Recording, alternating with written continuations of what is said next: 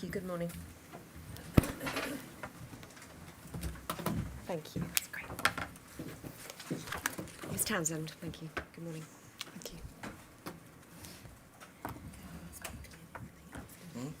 I do solemnly, I do solemnly, sincerely and truly sincerely and truly declare and affirm declare and affirm that the evidence I shall give that the evidence I shall give shall be the truth, shall be the truth, the whole truth, the whole truth, and nothing but the truth. and nothing but the truth. Good morning, Chair. This morning we'll hear from Mr. Steve Dix. Mr. Dix, please could you give your full name? Stephen Dix. And is it correct that you have provided 2 witness statements to this inquiry, both signed and dated the 3rd of February of this year? Yes. Chair, may these 2 witness statements be adduced into evidence. They're SER 000436 and SER 000437. Thank you. Thank you. Mr. Dix, I'd like to start by asking you about your employment dates in Brookhouse. It's correct, isn't it, that you started working at Brookhouse when it opened in 2009? Yes, that's correct.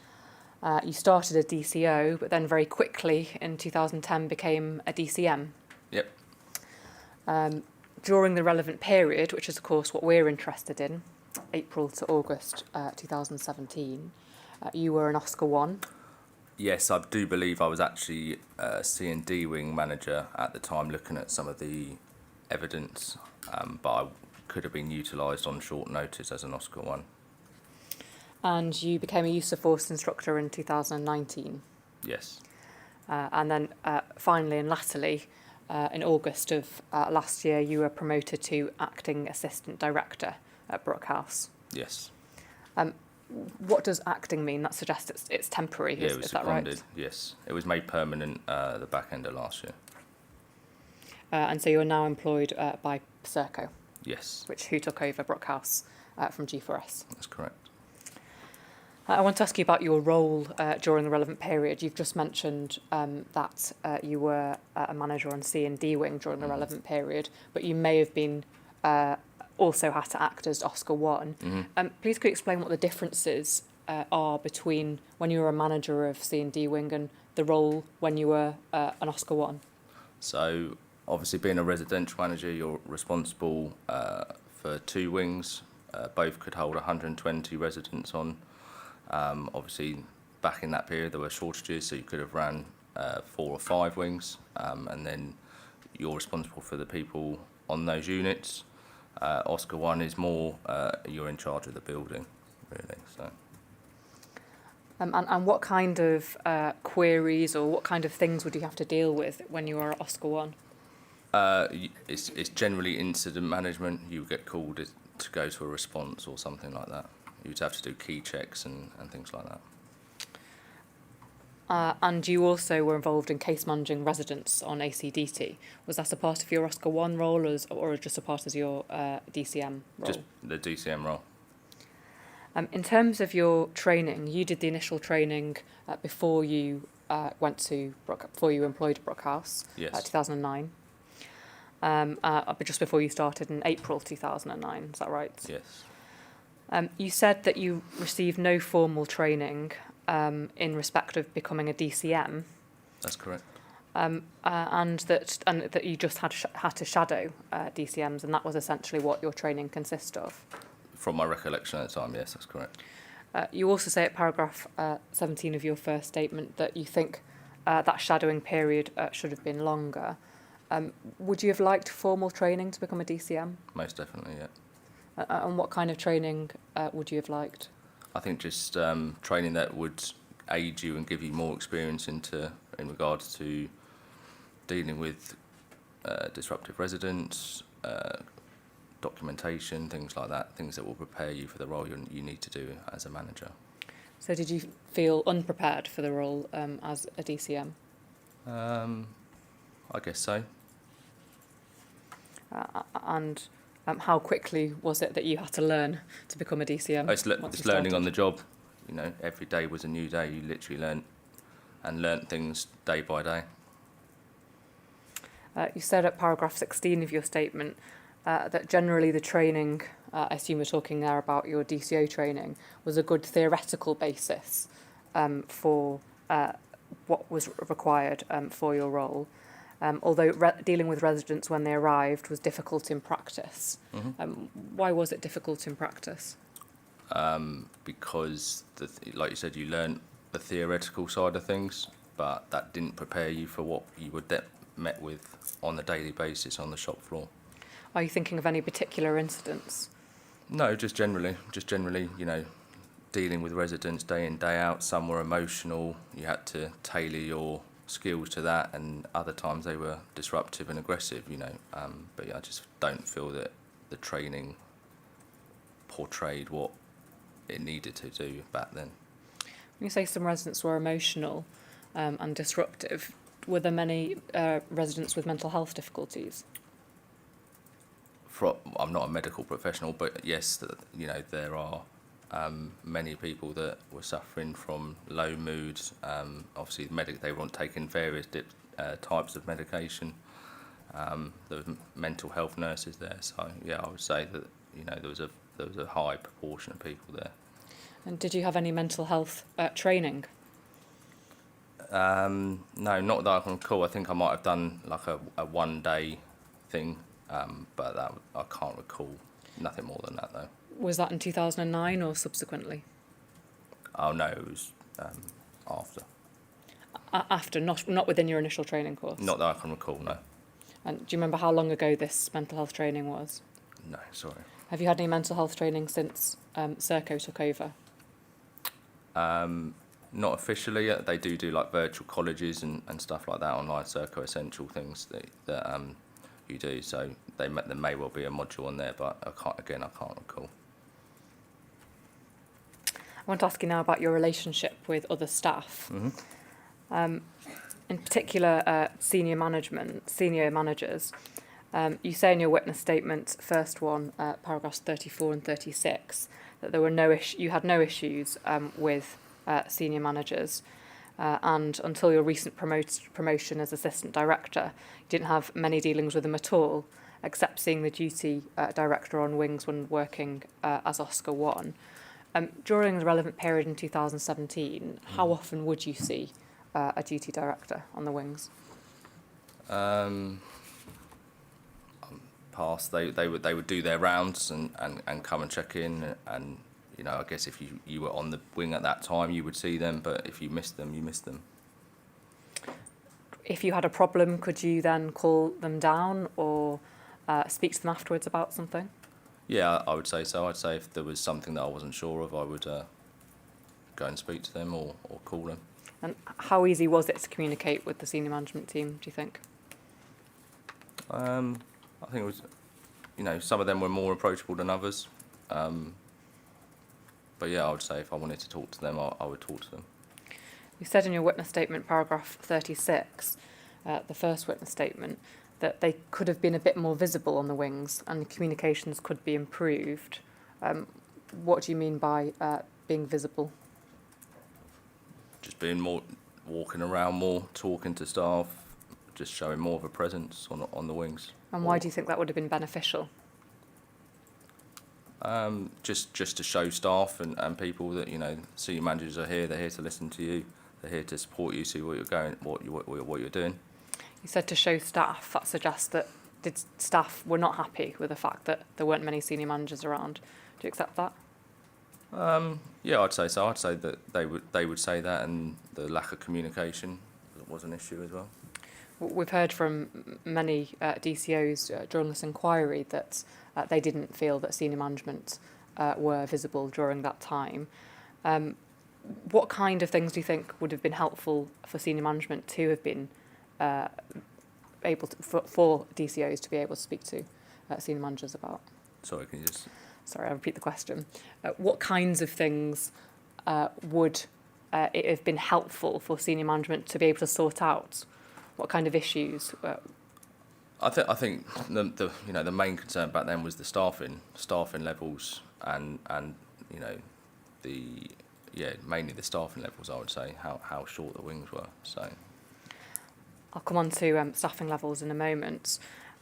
I want to ask you now about your relationship with other DCMs. You said in your first witness statements, paragraphs 39 to 40, that you had a good professional working relationship with other DCMs, and you said that we work well as a team and have each other's backs. What do you mean by having each other's backs? Or just be able to talk to people, you support each other, help each other out if you've got a question. That's it. What about in use of force incidents? Was it helpful for DCMs to have each other's backs in that situation?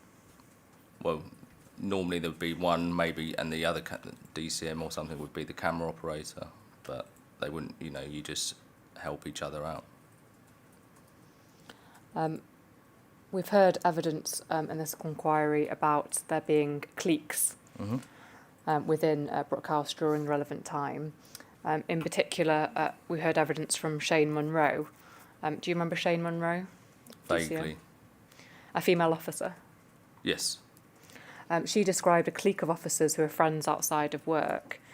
She identified an obvious friendship group being Dave Killick, Jack Bannister, Bonnie Spark, Dave Roffey, Dave Aldis, Ben Shadbolt, Michelle Brown, Dan Horton and yourself.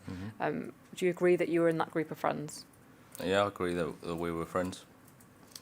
Were there any others that you would say that you socialised with outside of work? I socialise with a lot of people outside of work, in and outside of work, so I can't think of anyone specific at this time to add to that list.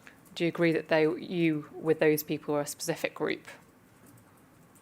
Back then, again, I can't recall. I know I was friends with them. That's all I can say on that. Miss Munro says that there were cliques between officers who were friends outside work. She said that boundaries were blurred when it came to being in work and being professional. These relationships meant that officers and management were unable to separate their personal relationships from their professional behaviour. Do you accept that? I wouldn't have said that was true, no. Miss Munro also describes grievances that she pursued against Bonnie Sparks and Dave Killick, as well as identifying racist pictures that DCM Jack Bannister had on his social media, which made her more cautious with engaging with him and many others in his friendship group. She says that they are in a friendship group with Jack Bannister, which you were involved in. Did you know about these pictures? No, not at all.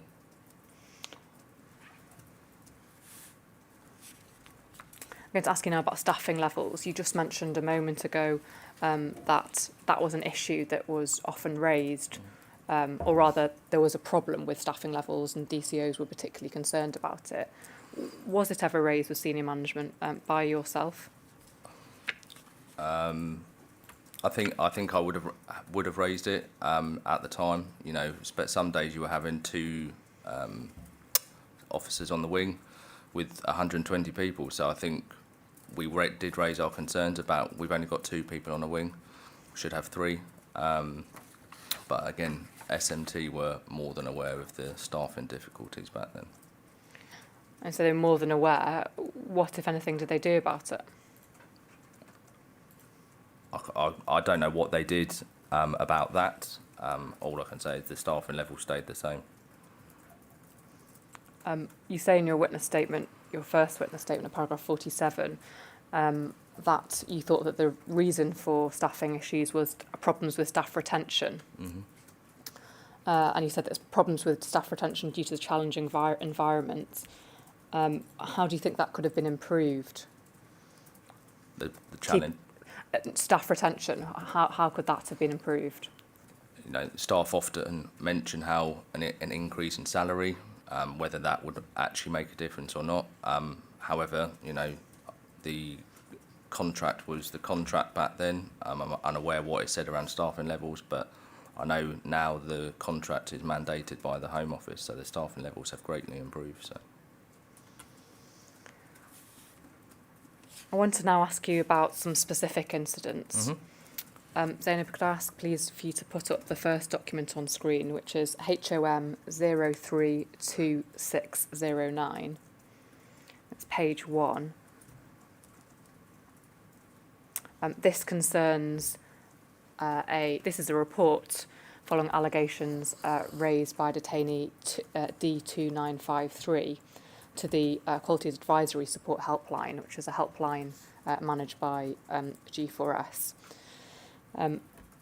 This report it follows an investigation into these allegations, and in particular that DCO Derek Murphy had punched this detainee 3 times in June 2017.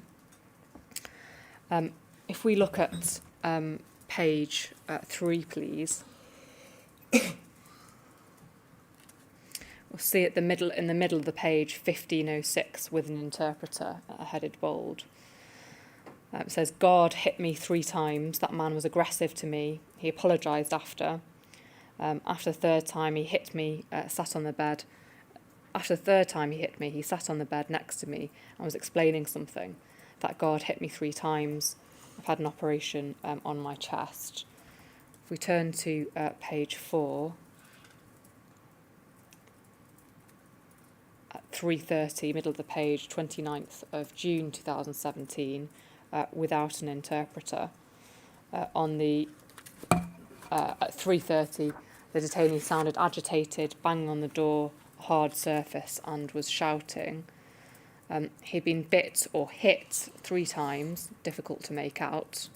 And then at 14:19, without an interpreter, been bitten 3 times by staff.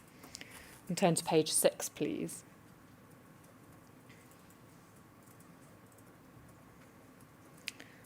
And if we look in the middle of the page, on the left-hand side, you see 24th of June 2017, 13:05. And then it says, requesting DCM Steve Dix speaks to a detainee, read the biting claim. Does he wish the police to be involved? And then pages 9 to 10. 9 at the bottom of the page, please.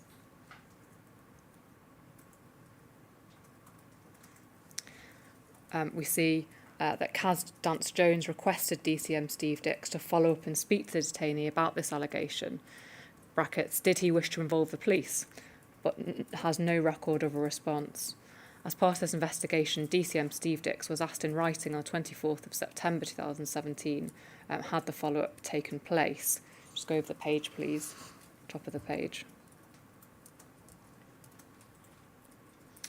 He responded, "I'm pretty sure I did speak to him in his room about this allegation. From what I can recall, he did not seem bothered about the allegation. And I asked him about the police, and to which he did not want any other follow-up, and almost brushed it away. This response was vague, and there is no information as to when it took place." On the same page, just under the heading, 6th of November, information provided by the detainee interview, 6th of November 2017. During that interview, he says that he was punched on 3 occasions, just in the middle of the page. And then it sets out there the time. So 10th of June, punched on his left leg in the morning, Eden Wing, room 3. 11th of June 2017, a punch to his left side in the afternoon. On 16th of June 2017, a punch to the left side of his face, time of day not known, Eden Wing office. The same guard punched him on 3 occasions. He was called Derek, about 60 years old, 2 metres tall, big strong man and a goatee white beard. I can just turn over the page, please.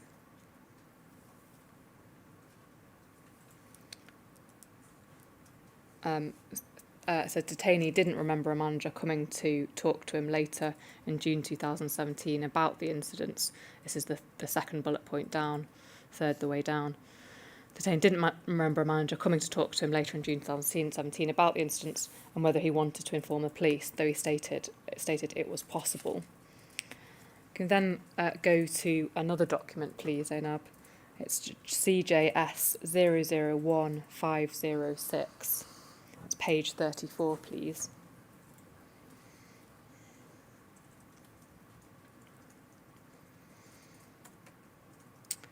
This is the Professional Standards Unit report into these allegations of assault by DCO Murphy.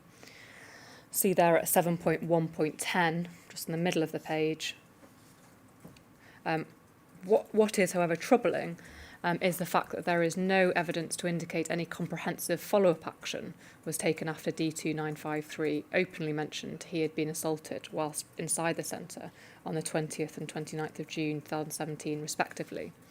Although DCM Dix was tasked to follow the matter up the first claim of the 20th of June, his email response of 24th of September is very vague and contains no details about when he spoke to D2953.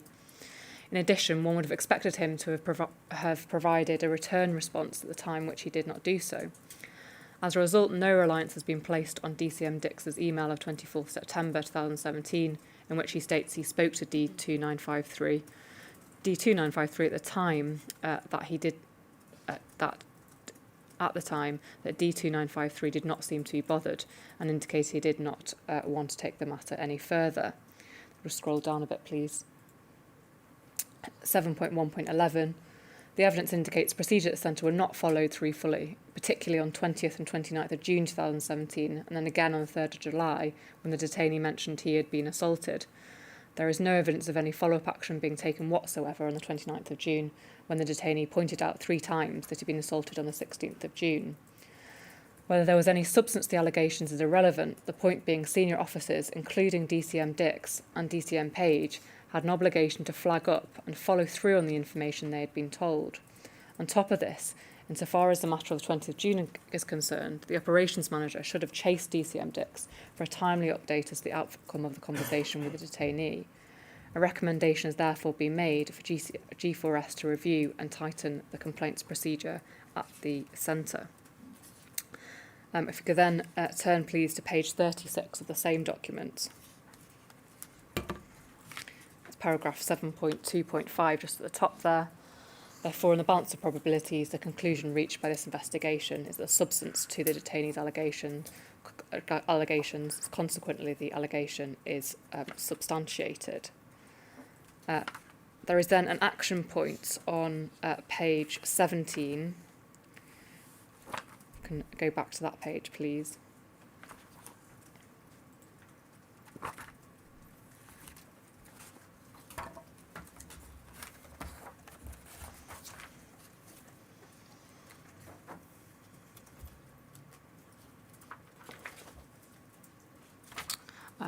That's not the correct page, but I'll read it out. It's action point 1.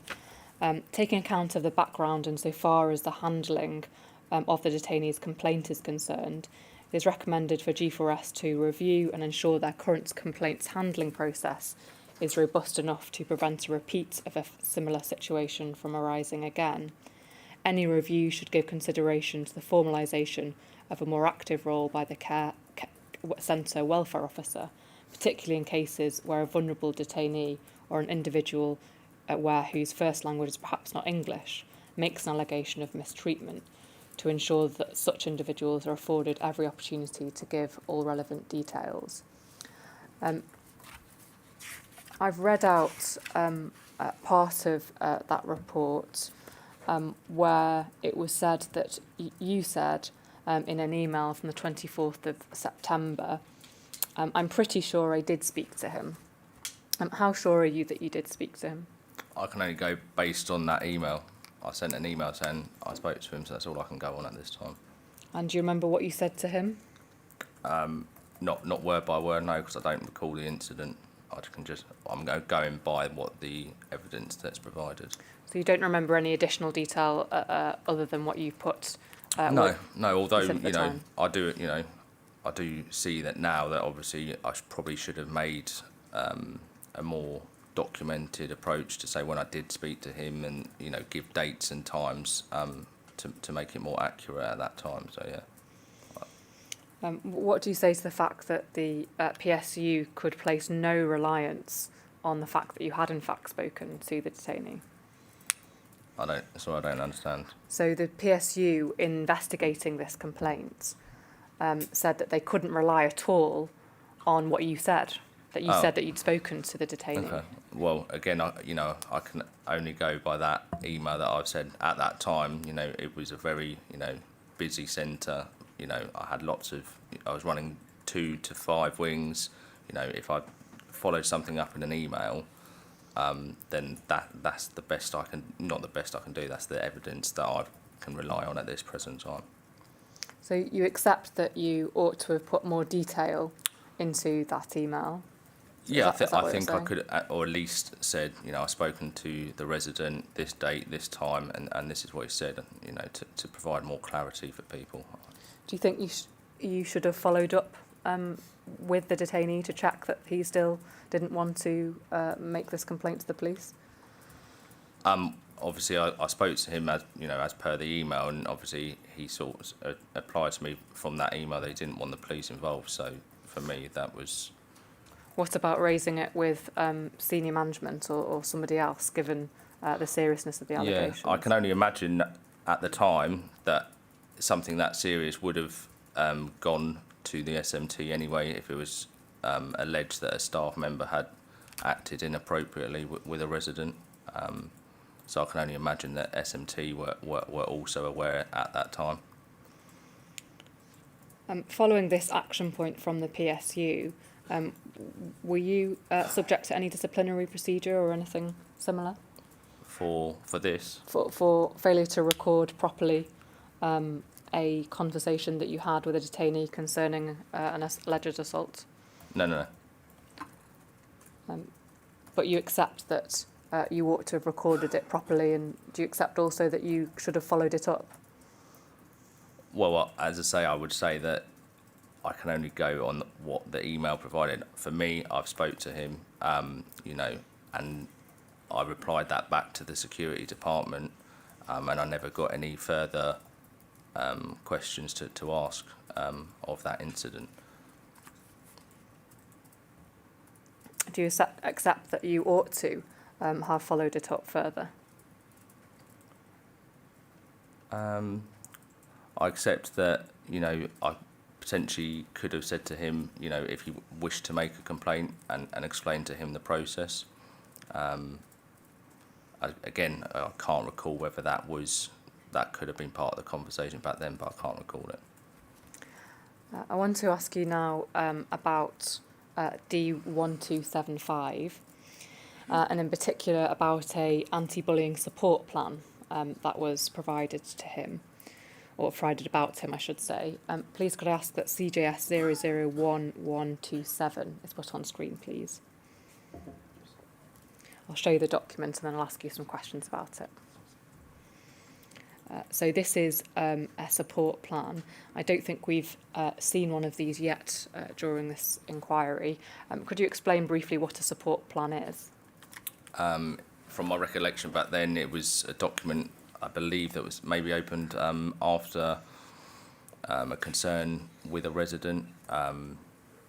Maybe they were vulnerable or they'd been involved in a fight and, perceived as the victim or something like that. And it was just a document for staff to monitor them on. So in June of 2017, this document shows that you were involved in the reviewing and closing of an anti-bullying plan for D1275. He was a detained person shown in Panorama having had a very bad reaction to spice on the 14th of June and then being verbally abused by officers. This is about a week later, on the 22nd of June. Please could I ask Zainab to turn to page 2. We'll see there in the middle of the page, case reviews must be held on a weekly basis to ensure the individual is adequately supported. However, if the wing manager feels it necessary, then reviews can be scheduled more frequently. A document must be open for at least 14 days before it can be closed. This is to allow sufficient time for the individual to be supported and monitored. Just turn over the page to page 3, please. Just scroll down. Just scroll slightly up, sorry, just to keep that reasons. So the reasons for opening this support plan were that they believed that D1275 was vulnerable, as have seen detainees use him to carry out tasks on their behalf when not on this wing, and do cleaning duties which they are being paid for. If we can turn to the following page, page 4, looks like there that DCM Yates has written there, Cook look into reasons why he's being detained on the left-hand side, and then in the middle, reasons possibly not fit for detention, DCM Yates to investigate. If we can turn to page 8, please.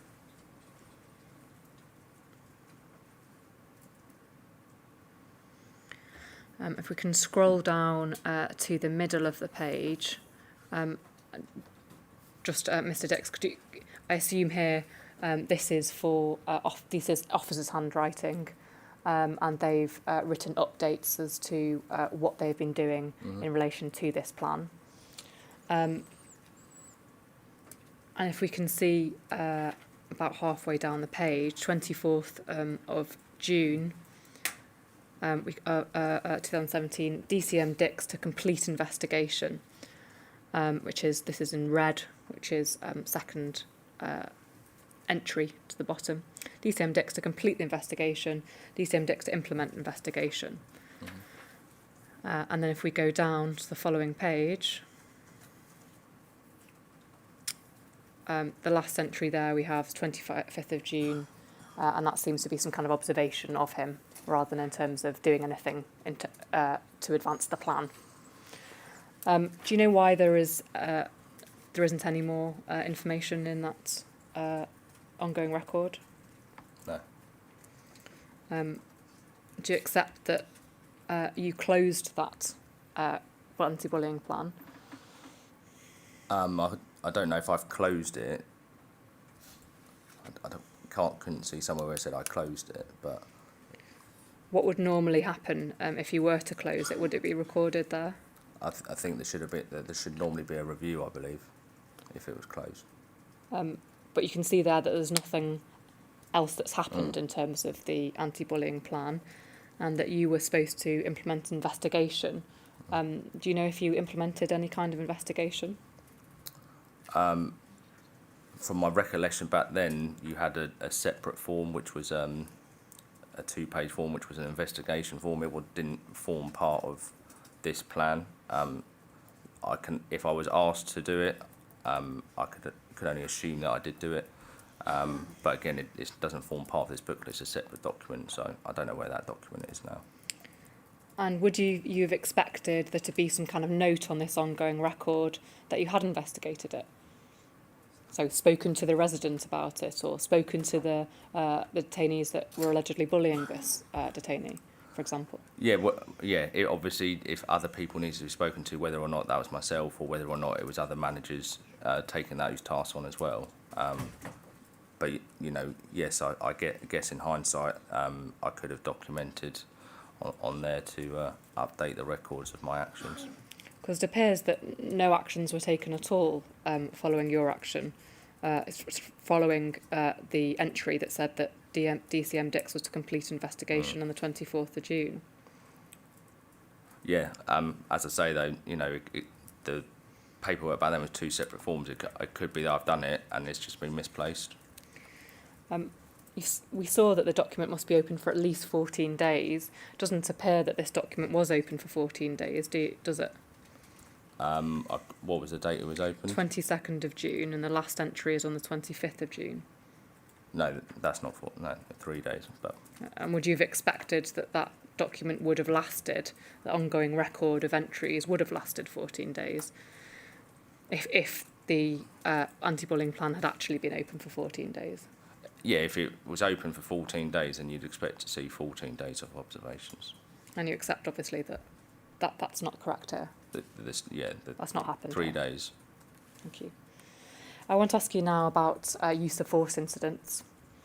I'm going to ask you first about a use of force incident that occurred on the 28th of March 2017, just before the relevant period, against D1234. And if I can ask Zainab, please bring up HOM 002497. It's page 2 we're after. You'll see that was a incident report form, and this is your statements.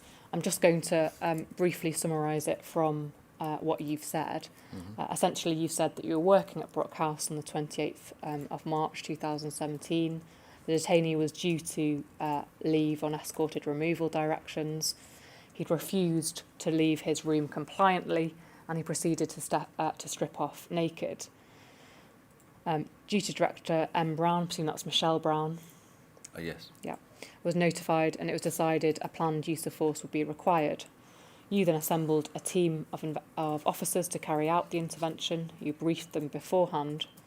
You made your way to E-Wing, where the detainee resided, where he was on ACDT constant supervision.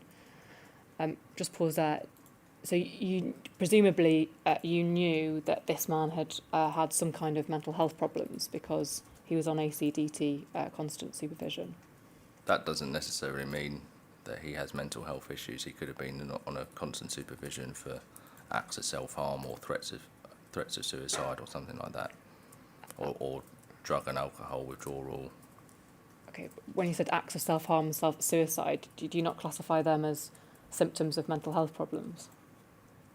Again, I'm not a medical professional, but I'm just saying that an ACDT can be used for various ranges, low mood, officer concerns, things like that. Is it necessary to be a mental health problem to say that if someone's threatening self-harm might have mental health issues? For me, I would open, if staff have concerns, you would open an ACDT and you would select the correct criteria that you believe at that time. I'll continue. He presented himself chanting loudly and was not engaging with me. Therefore, the team had to go in and restrain the detainee accordingly.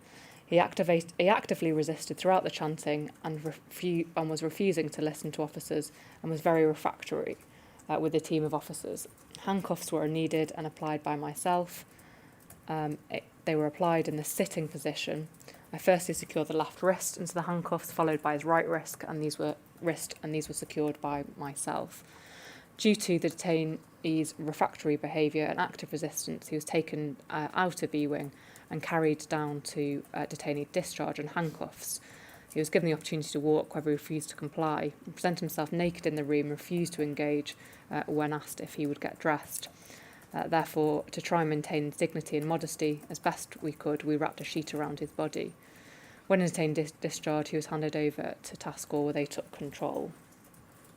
I want to now go to the use of force report that you wrote also. That's on HOM 002496. It's page 9, please.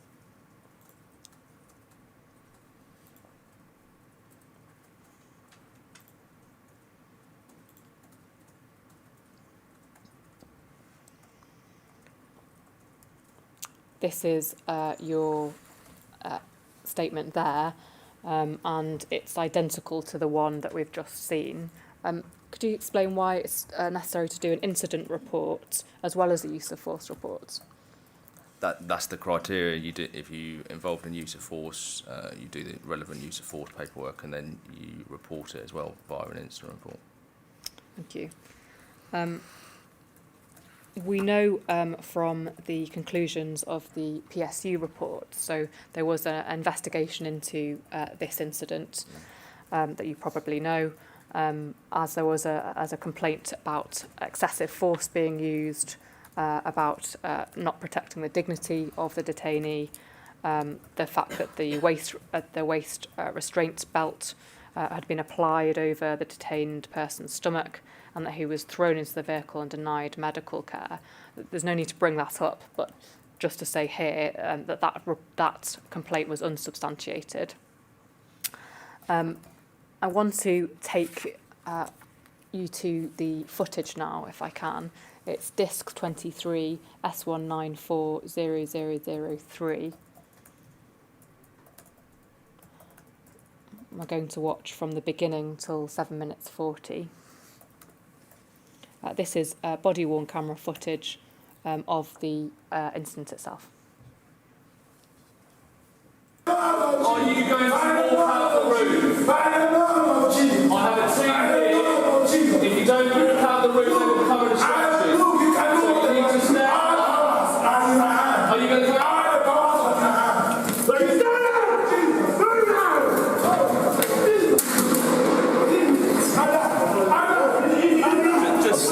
flick the camera up to protect his mother.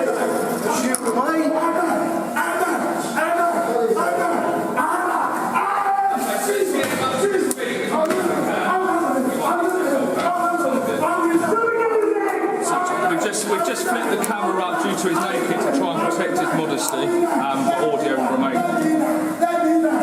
Just come in a bit and see what we do. As it comes up. So now we cover it up.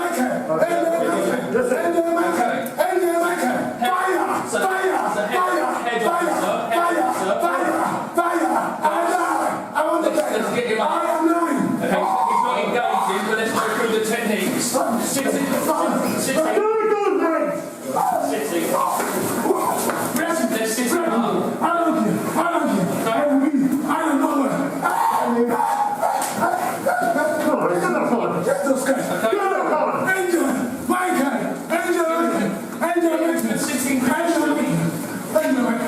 Yes, I'm not doing it. Okay. These are hours. These are hours.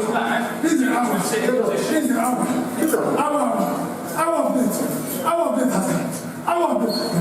Jesus. Jesus. Sit up and get away with it.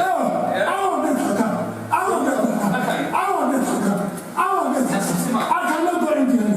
Jesus. Just pause there a moment, please. Can I just see the timestamp? Could I just ask you to go back to about 1 minute? That's just before. That's great. Thank you. I want to just have a look specifically at the pushing down a mist of D1234's head here. We'll carry on the video after that as well, please. But just if you keep this the timestamp up, because I want to pause it again at another point. Thank you. Let's get him up. Okay, he's not engaging, but let's go through the techniques. Sitting. Let's sit him up.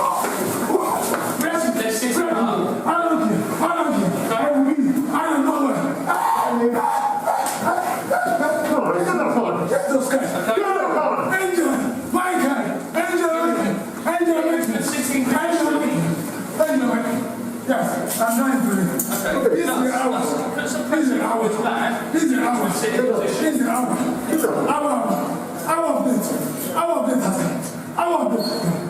Jesus. Sit up and get away with it.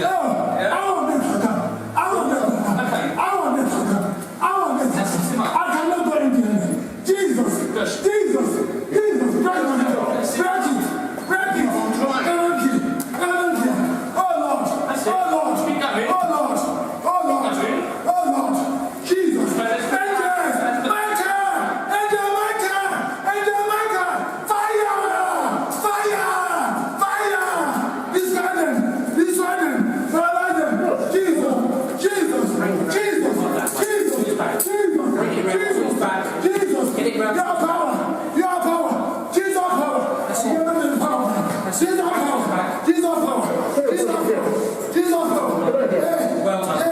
Jesus.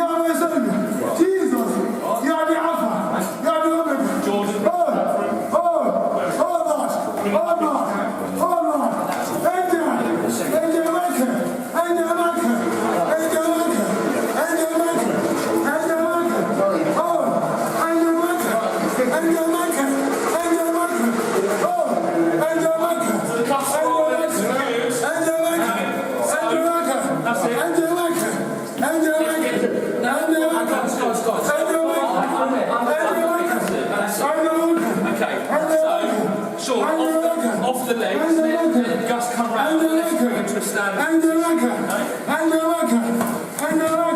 Okay, that's it. That's it. Only one of you on the head, one of you on the head. Okay.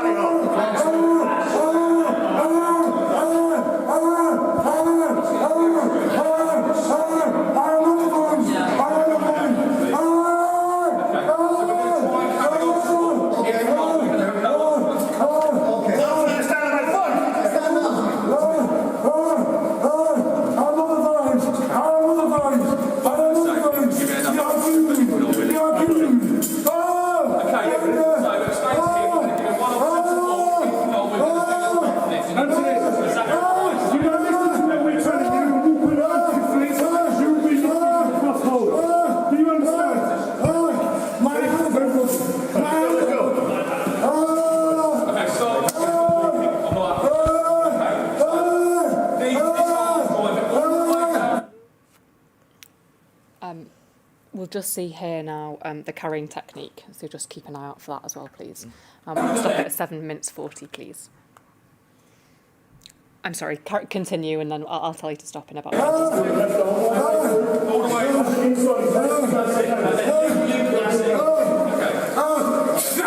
Jesus!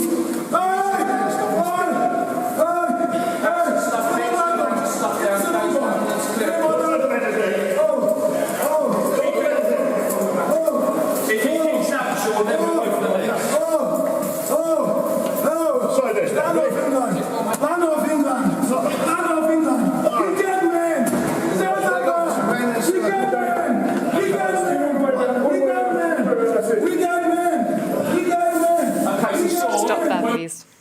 Thank you very much. Take that down, thank you. You'll probably know that the inquiry has commissioned an expert into use of force, John Collier, and he's provided a report. And if I could ask Zainab to bring that up, please. It's INQ 000111. It's page 157. Mr. Collier has looked at all of the footage and all of the use of force documentation in relation to this incident. I'm just going to take you to a few of those passages. So paragraph 660, Mr. Collier says at the bottom there, I'm surprised that they have not looked into options about wrapping around a naked detainee, especially considering it is a frequent occurrence. This is in relation to the detainee, of course, being naked. If we can then go to page 149. I'm sorry, in fact, if you could just continue rather, the next page, 6, and it's paragraph 664.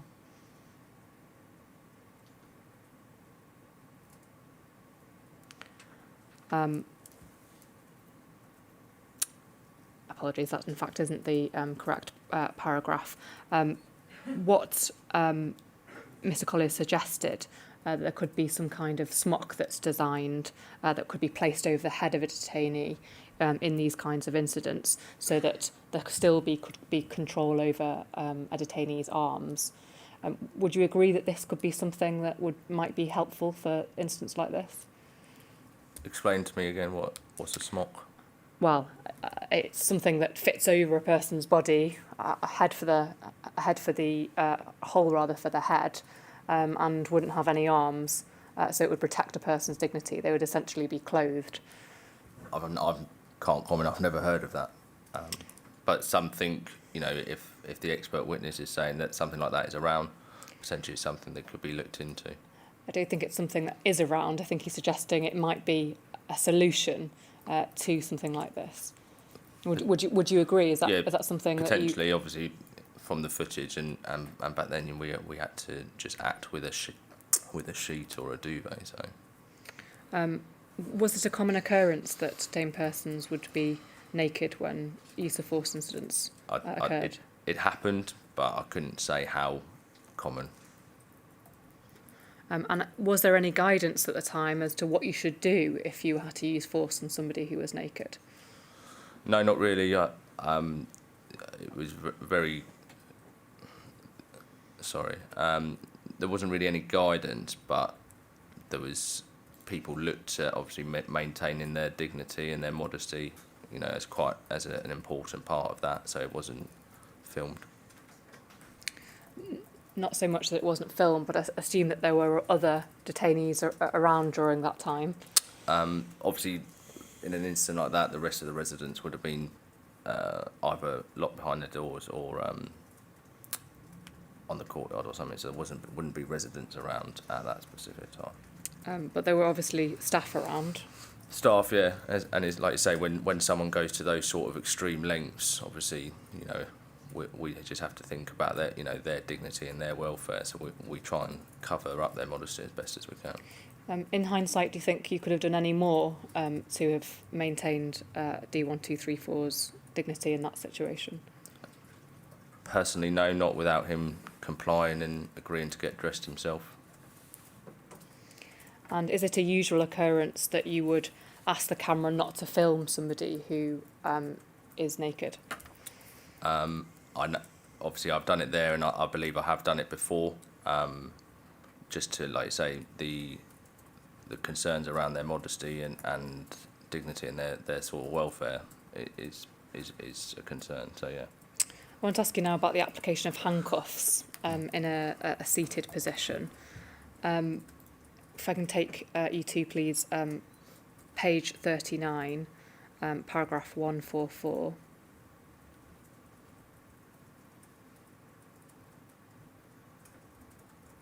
Just scroll down.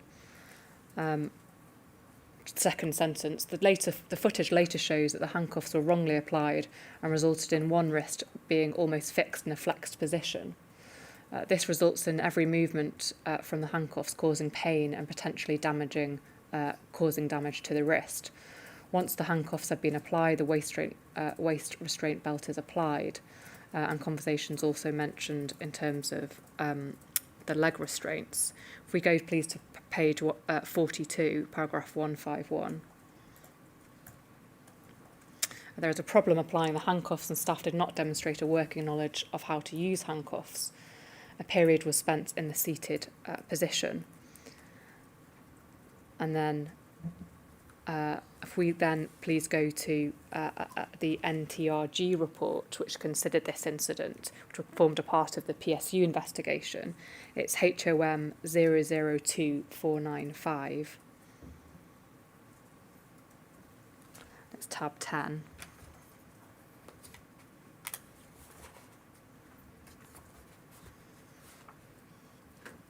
That's page 5.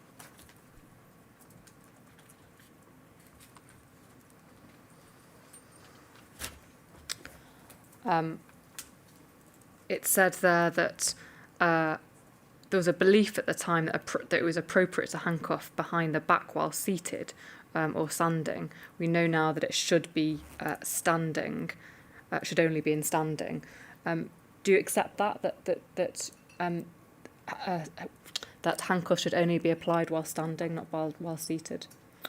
Yes, with my knowledge now, that's true, but obviously back then I hadn't had any extra training or anything, so it's my belief at the time. And do you accept that it would have caused pain to the detainee, the way in which the handcuffs were kept, so that the hands were in a flexed position? Again, I can't recall how the handcuffs were applied, and obviously, unfortunately, handcuffs they're a de-escalation tool, so obviously we don't want to cause unnecessary pain to residents, but obviously if it causes pain, then it's nothing that we ever want to happen. So It's not correct that it's nothing that you ever want to happen, because there are pain compliance techniques, aren't there? But in regards to handcuffs, when applying handcuffs, you never want to cause unnecessary pain applying handcuffs. But do you accept, as the expert says, that it was likely to have caused pain to the detainee, the way in which those handcuffs were applied? Yes, potentially. I want to then move to another criticism made of the incident by John Collier, which is about the carrying technique. And please go back to the report, INQ 000111, page 39. That's paragraph 142.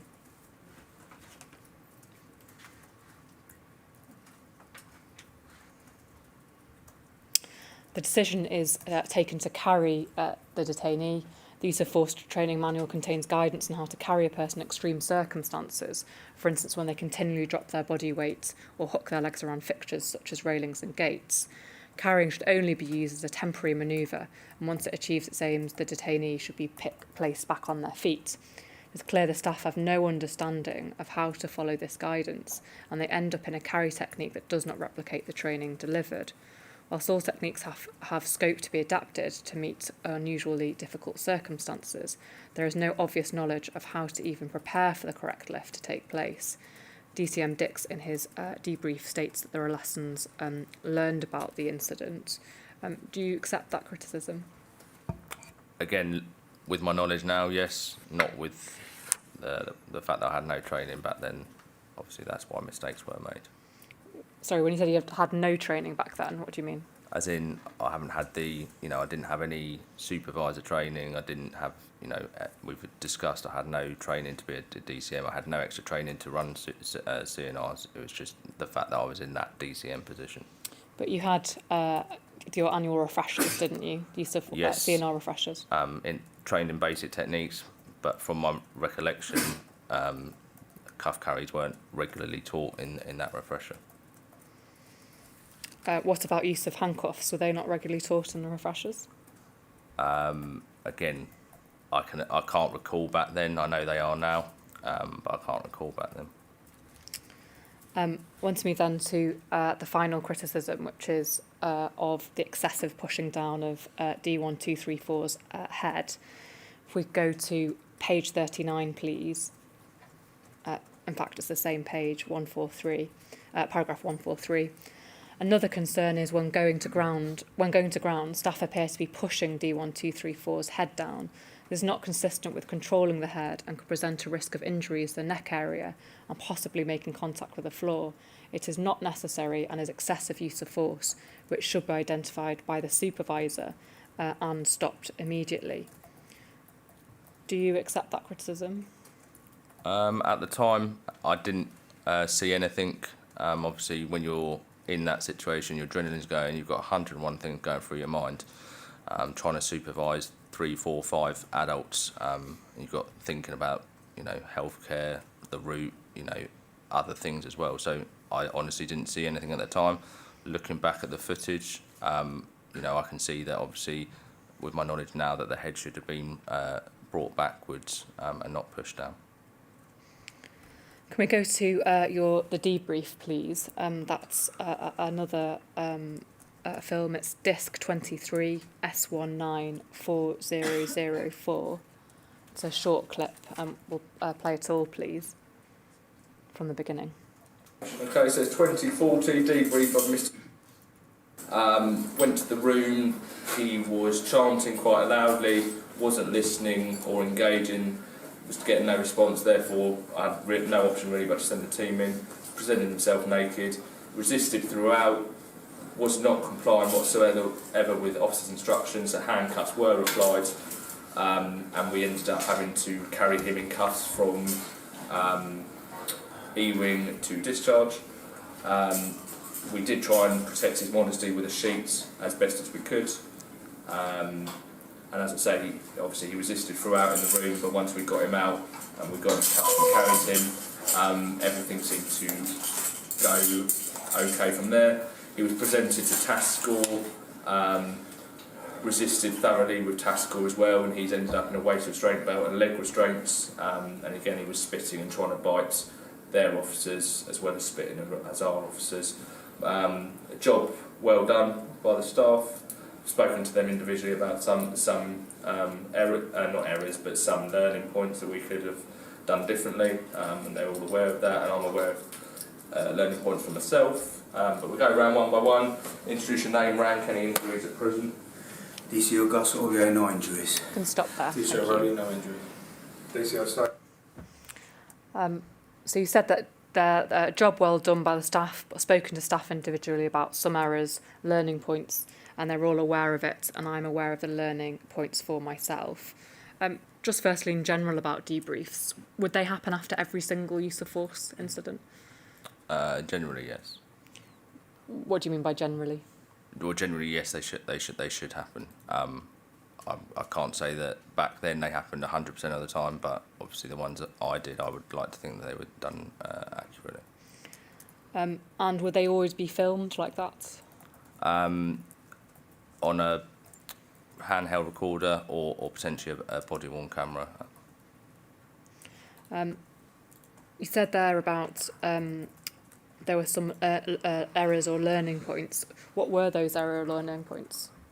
Again, from my recollection, from myself, obviously in regards to the looking back on it now, it was the fact that maybe I should have had another officer there for the to protect his modesty, and again a bit more. Sorry, just pause there a second.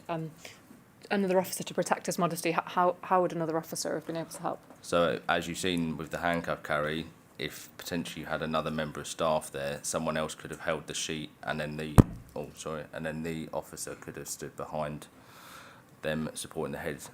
So those techniques were carried out correctly, and having a van round the back of E-wing rather than walking him to discharge. What was the problem with having to walk him through to discharge? Why was that? Why was that It's just the route it was taken. And what was the problem with that route? Why do you say you would have changed that? Just because obviously from where E-wing was, there was potential in hindsight to get a van out the back. So obviously it wouldn't have, the distance we had to travel was shorter. So obviously it may not have resulted in a handcuff carrying. And were those issues that you identified at the time, were those errors and learning points that you spoke to the officers about, or are these things that you've thought about in hindsight since then? No, I believe that my own reflections were them at the time.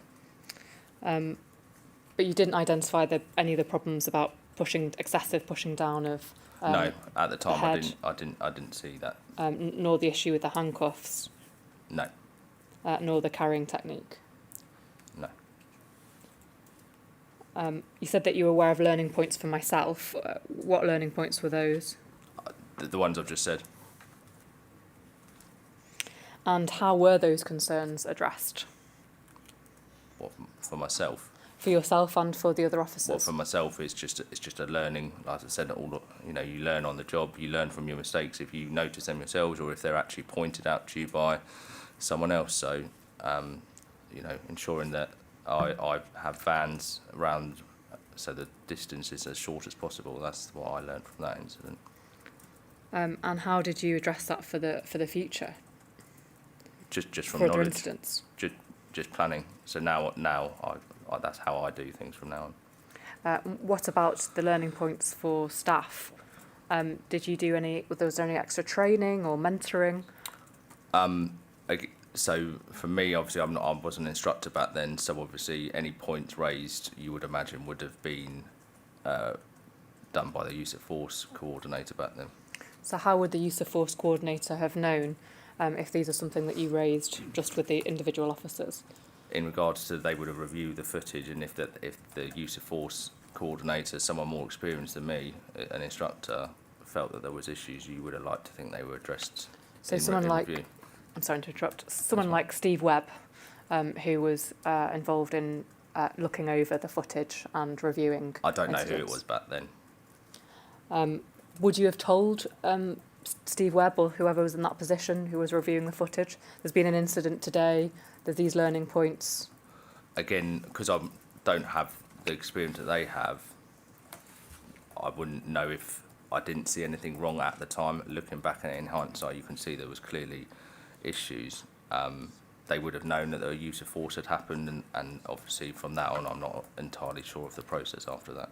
But you said there were some issues at the time that you did recognise about there being a shorter distance, about having another officer there to protect the detainee's modesty. So you did identify some of those issues at the time. For myself, yeah. Just yourself? for myself to take away. But you said that you'd spoken to staff individually about some errors and learning points. That would have been at Spoken my to time. yourself? No, I've spoken to them saying, look, we should have looked at the distance. That's my fault. That's what I believe that was at the time. But you didn't tell anyone more senior, such as a use of force instructor, about those types of issues, and therefore whether they could be remedied in the future. They would, as I say, they would have reviewed it. So if they had issues, then I would have hoped they would have spoken to me about it. Do you maintain that it was a job well done? No CNR is easy or goes 100% how you plan, because if we are all human beings and we deal with human beings. And again, in hindsight, that there were clearly mistakes and errors made. So I would say that they did the best job that they could in difficult circumstances, although there were mistakes. I want to ask you now about another use of force incident, which is regarding D1527 on the 25th of April. This was an incident where a person, a detainee rather, had been restrained following arrival on E-Wing. If we can get up, please, Zainab, CJS 005945.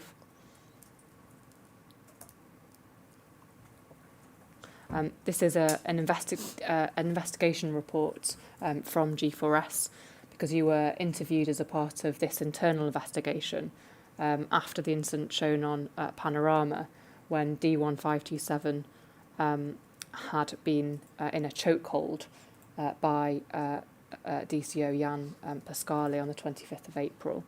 If we can turn, please, to page 2 of that report.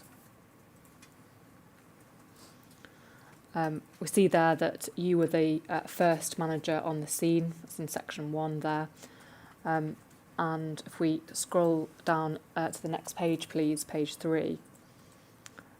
This is section 4. So you were interviewed about this on the 7th of September. You just at the middle of the page there, you recalled this from the programme, this incident from the programme, and said that was Jan, DCO Pascali. And the new sentence: there is CCTV footage showing DCM Dix arriving onto Eden Wing following the restraint of D1527. DCM Dix stated he did not recall attending the unit and requested to view the footage to assist him in recalling the incident. CCTV footage from 25th of April was viewed together with DCM Dix. After reviewing the footage, DCM Dix stated he can't remember much about this day. However, was able to identify from the footage shown DCM Michael Yates, who attended with him shadowing that day, and DCM Ramon Geraldo Albiez, who came on the unit later. During the footage, DCM Geraldo Alvarez is seen entering a room with DCM Dix. DCM Yates remained on the unit. If we can go over the page, please. The footage shows DCO Tully leaving the wing following the restraints, and within 30 seconds of him leaving, DCM Dix is seen entering the wing from the same door. DCM Dix does not recall seeing DCO Tully in the corridor at this time. You were then seen on CCTV entering the wing, proceeding straight out. We observe engaging in a conversation with DCO Pascali for several minutes. DCM Geraldo Alvarez is seen arriving on the wing and makes his way to room 7. Both Dix and Geraldo Alvarez then enter room 7. DSM 6 stated he did not recall the conversation he had with DCO Pascali, and you stated that you couldn't recall any conversation with the detainee except that you attempted to engage with him. DCM Dix does not recall the reason he entered E-Wing that day, only that he may have been called down there, or if he was Oscar 1, that he can't remember. DCM Dix could not provide an explanation for failing to record his observations and attendance on the constant watch log. DCM Dix could not provide an explanation for failing to record his conversation with the detainee or staff involved in the incident. DCM Dix had a vague recollection throughout the interview into the events of the incident. Since that was investigated, have you remembered any more about the incident, about whether you about what you spoke to with the detainee, for instance? No. What about what you spoke to about with PCO Pascali? Do you remember that conversation? No. It says there he is observed engaging in conversation for several minutes. Would that have been just an ordinary hi, how are you conversation, or do you think it was something about the incident that had just happened? I honestly can't recall the conversation. I haven't since I was originally interviewed, so I can't comment if it was how are you, or if it was anything specific. How normal would it have been to have two DCMs attending that incident? So you've got you and also Geraldo Albiez. Again, I don't believe I was aware there was an incident at the time, but I could have been Oscar 1, I could have just been passing through, and the other manager could have been the manager of the wing, so sometimes you will have two managers in one place. As a manager, would you have expected DCO Pasquale to have told you what had happened? Yes. And do you remember if he did in fact tell you about the incident that had just happened? He didn't. He didn't? He didn't.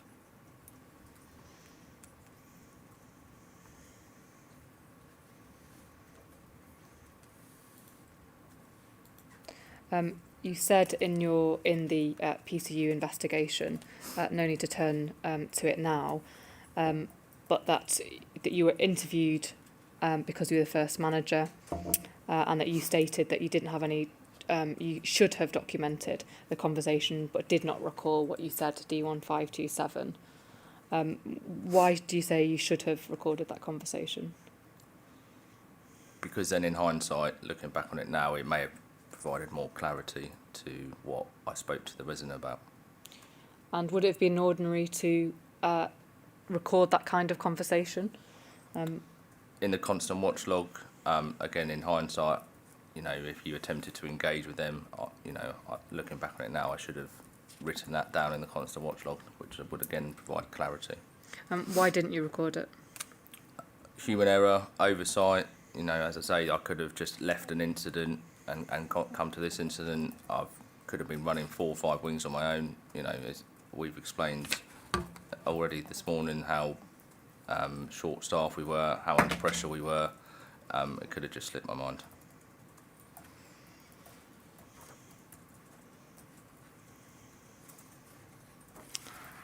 In your second witness statement, paragraph 13, you said that you've now seen the footage and you thought that it should have been considered a use of force incident.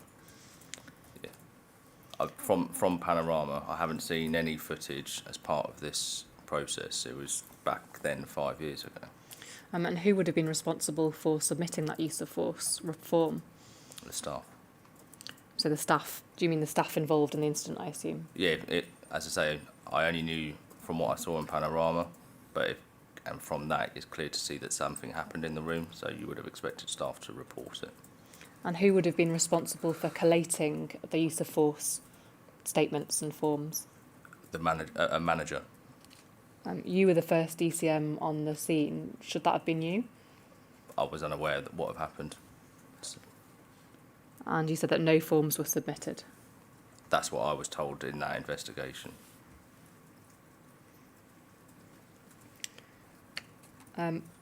You've stated in your second witness statement, you've been asked to look at various use of force paperwork or rather various use of force incidents which happened and where you failed to provide paperwork.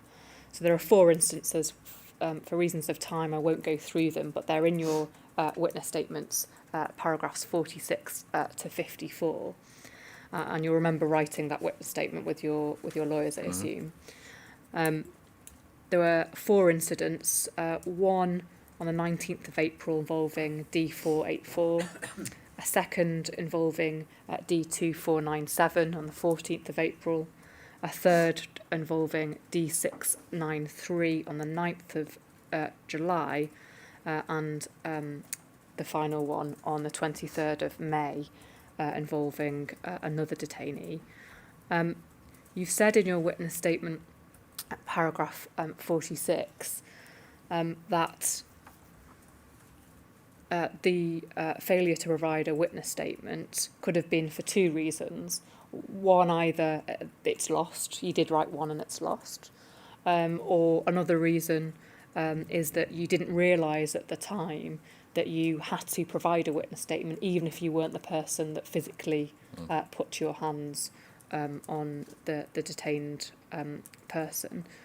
When was it that you realised that that was something that you ought to do, to write a witness statement, even when you didn't physically put your hands on the detained person? Yeah, so that it was a misconception at the time, not just by myself, by many other managers there, and I believe it was after the event, after the period in question, that I believe I was told by, and there was a manager, Dave Killick, who was the CNR coordinator then, and I believe he informed me, as well as he provided like supervisor training for DOMs after the event.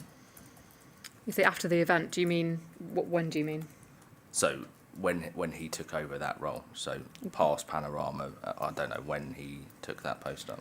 This was after Panorama. You say in your witness statement that this misconception was due to your relative inexperience. Yeah, But you came with DCM in 2010, so you'd had 7 years of experience of performing CNR. Sorry. Yeah, I think in my statement I said, you know, relevant in experiences in regards to the wings. I spent 5-6 years as an Oscar 2 in reception, so I had limited knowledge of dealing with disruptive people, dealing with incidents. So at that time, I was very, going to the C&D wing and residential manager, I was an inexperienced manager.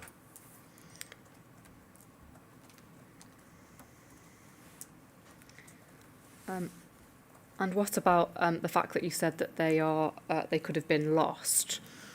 Was it a regular occurrence that use of force paperwork would be lost? I can't comment. Once we've done it, I believe it goes to security. I don't know their processes. Is it more likely that you didn't do them? Not necessarily, no. Because you said there that you didn't always do them when you didn't put your hands on the person. I didn't. It was a misconception at the time that you didn't necessarily have to do them. So between a misconception, or I could have done it, but it could have been misplaced. You say in your second witness statement, paragraph 18, that these errors that had occurred in the past are not likely to be repeated because there are additional quality checks in place. What do you mean by additional quality checks?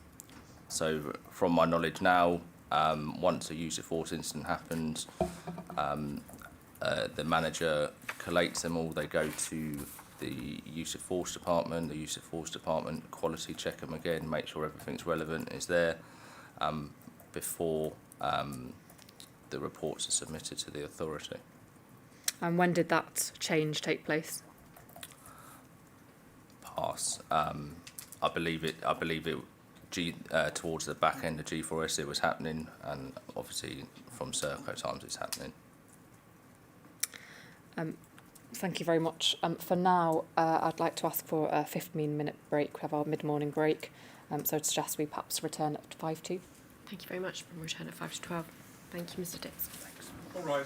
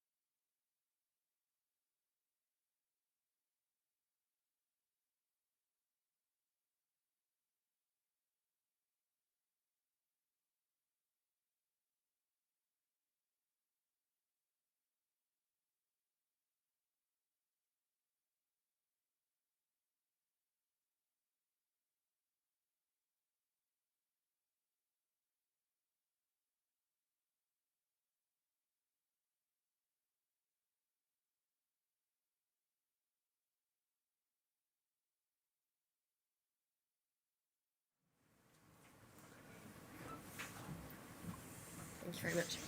Thank you. Chair, I want to return just very briefly to a topic that we have already covered, which was the anti-bullying plan from D1275. Mr Dix has had the opportunity to look at the document that I'm about to bring up on screen. May I ask for the document to be brought up? It's CJS 000615. Just the first page first, please. That's the Brookhouse Violence Reduction Report, June 2017. I presume that's some kind of management type report that you wouldn't have been involved in. No. And it's page 6 of that report. Page 7. You see there, just at the bottom of that grid, at the grid of the table, I should say. It says 25/17 DCMS Dix Clyde Wing, concerns of bullying raised by DCM M Mancy and roommate D553 as D1275 had been cleaning the wing but for no pay. And the right hand column says DCO opened a support document later closed on the 25th of June 2017 by DCM S Dix following an investigation. I asked you earlier about whether you closed it. You said, I don't know if I've closed it. Do you accept that this document shows that you did in fact close it? Yes. And do you accept that that was only 3 days after it had been opened? Yes. Do you know the reasons why you closed the document? Only based on the evidence there that it says an investigation did happen. So it may be that all parties decided that the gentleman didn't need to be on that document any longer. Do you accept that the document advice, the policy, which we went to, said that a document must be open for at least 14 days before it can be closed? Yes, that's what it says. Do you accept you didn't follow that policy advice? In hindsight, it should have probably stayed open for longer. But again, at the time, I can't recall how much training or anything I had on these documents beforehand. I want to now move to a different incident about D1527 on the netting on the 4th of May of 2017. This was an incident where D1527 had jumped on the suicide netting. We've seen the footage in Panorama, and we've also seen the footage also during this inquiry, so I don't need to play it again. However, you'll remember that D1527 is on the netting.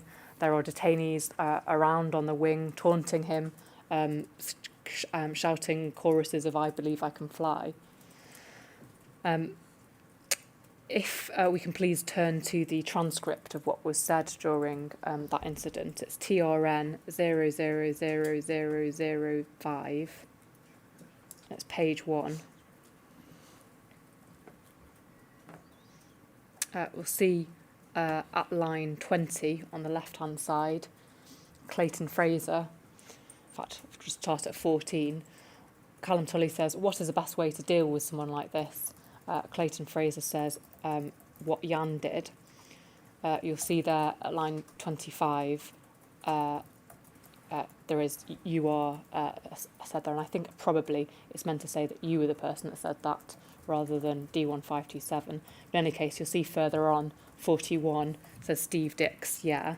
So do you accept you were part of that conversation?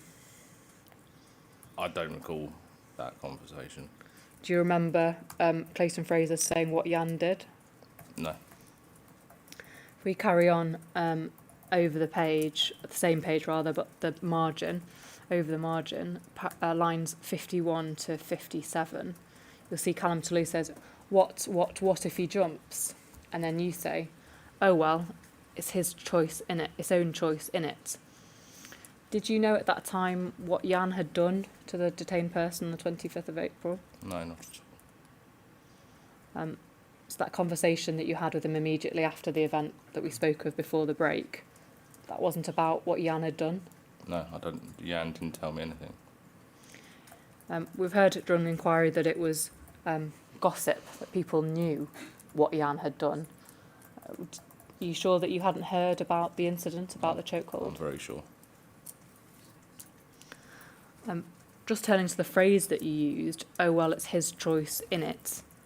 Do you think it's a person's own free choice to self-harm or attempt suicide when they're mentally ill? I don't think it's people's own choice to self-harm. I'm sure if people are suffering, they will act out of character maybe. But yeah. So why did you say that it was his own free choice, his own choice in it? I can't recall this conversation. Obviously, it's a very poor choice of words. Do you accept that at least shows an unsympathetic view towards D1527? Potentially. Did you say that about other detained persons who were mentally ill? Not that I can recall, no. Did you think that about other detainees who were mentally ill? No.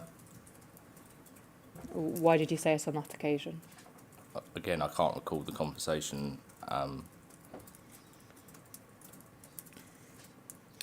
I'd like to turn now to the Rule 40 decision, which followed after this incident. It's CGS 001026, page 2.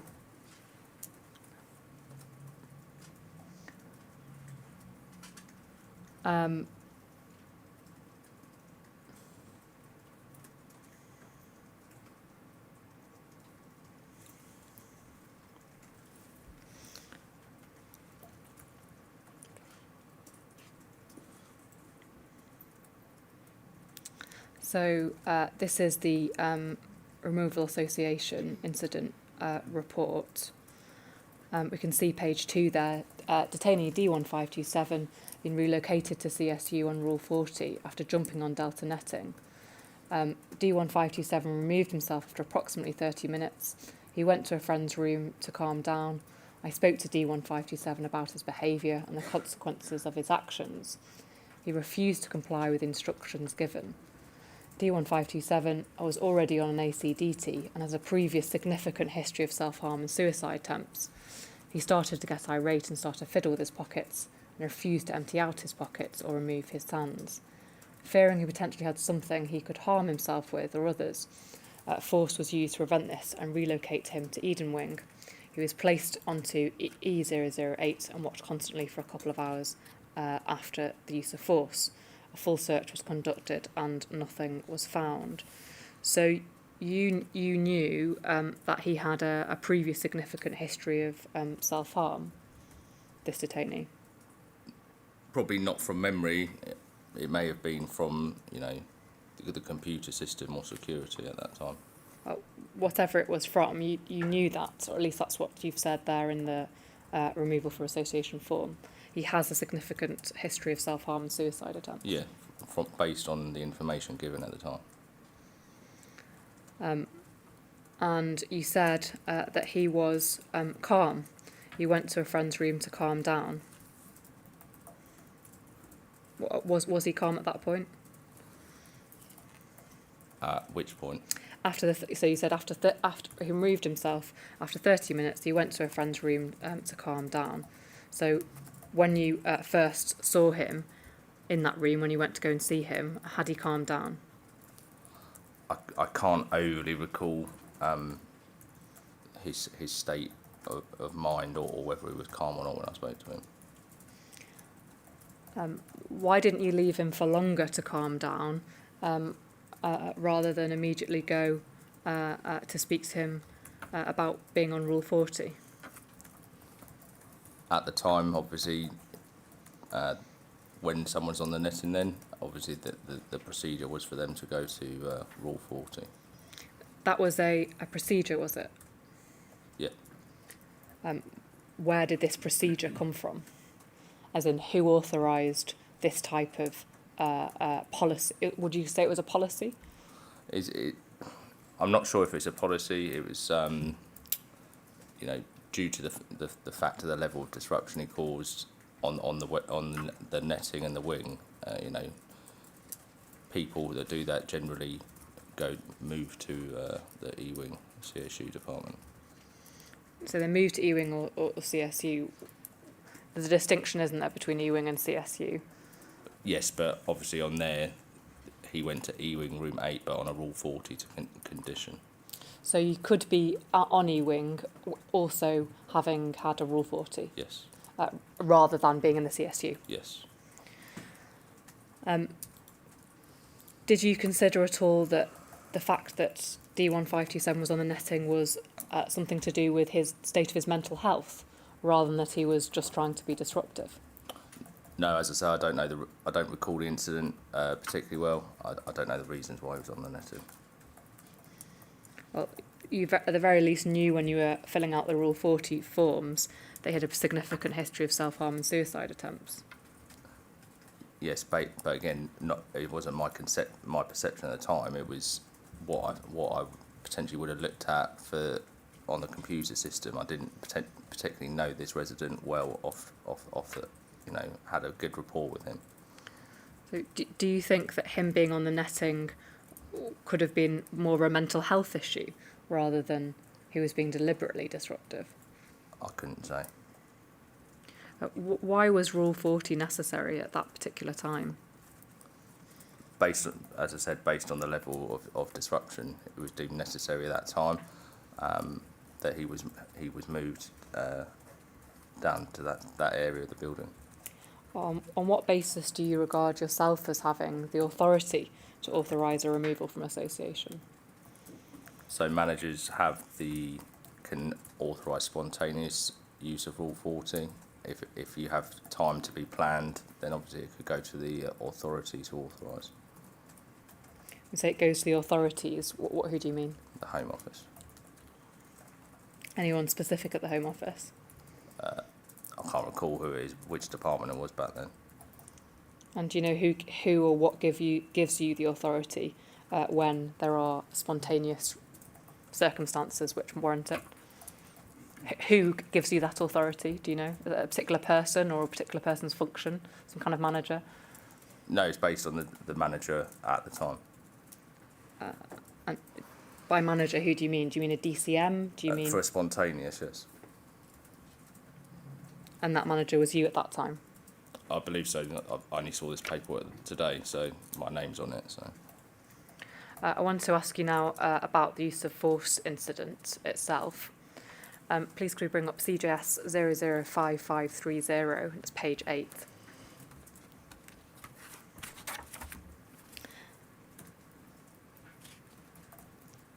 This is your account.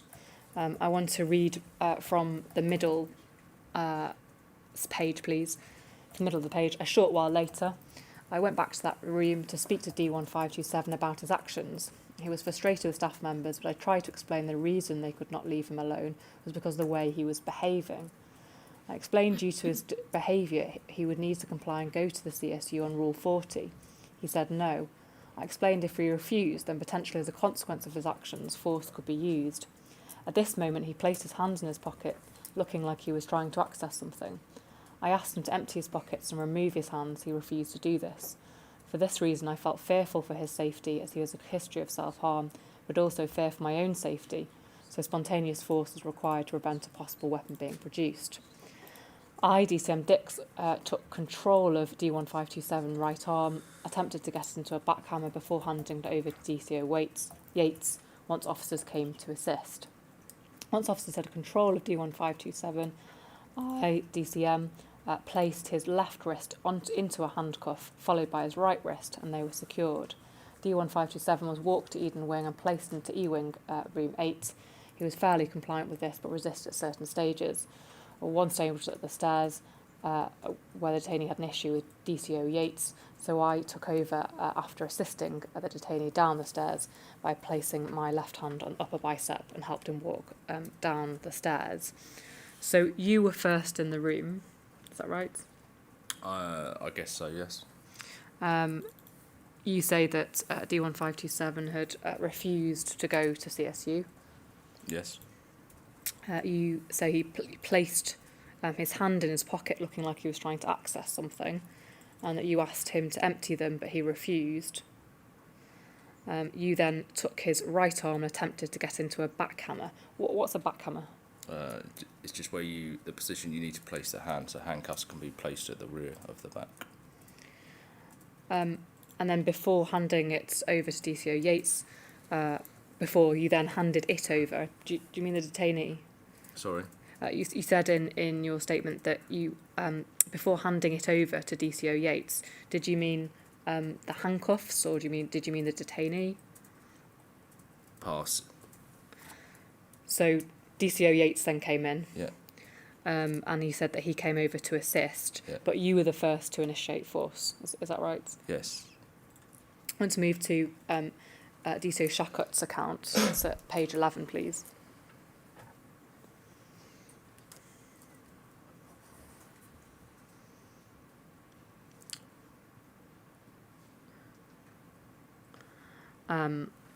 And just in the middle of the page, it says D1527 was as walking towards DCM Dix.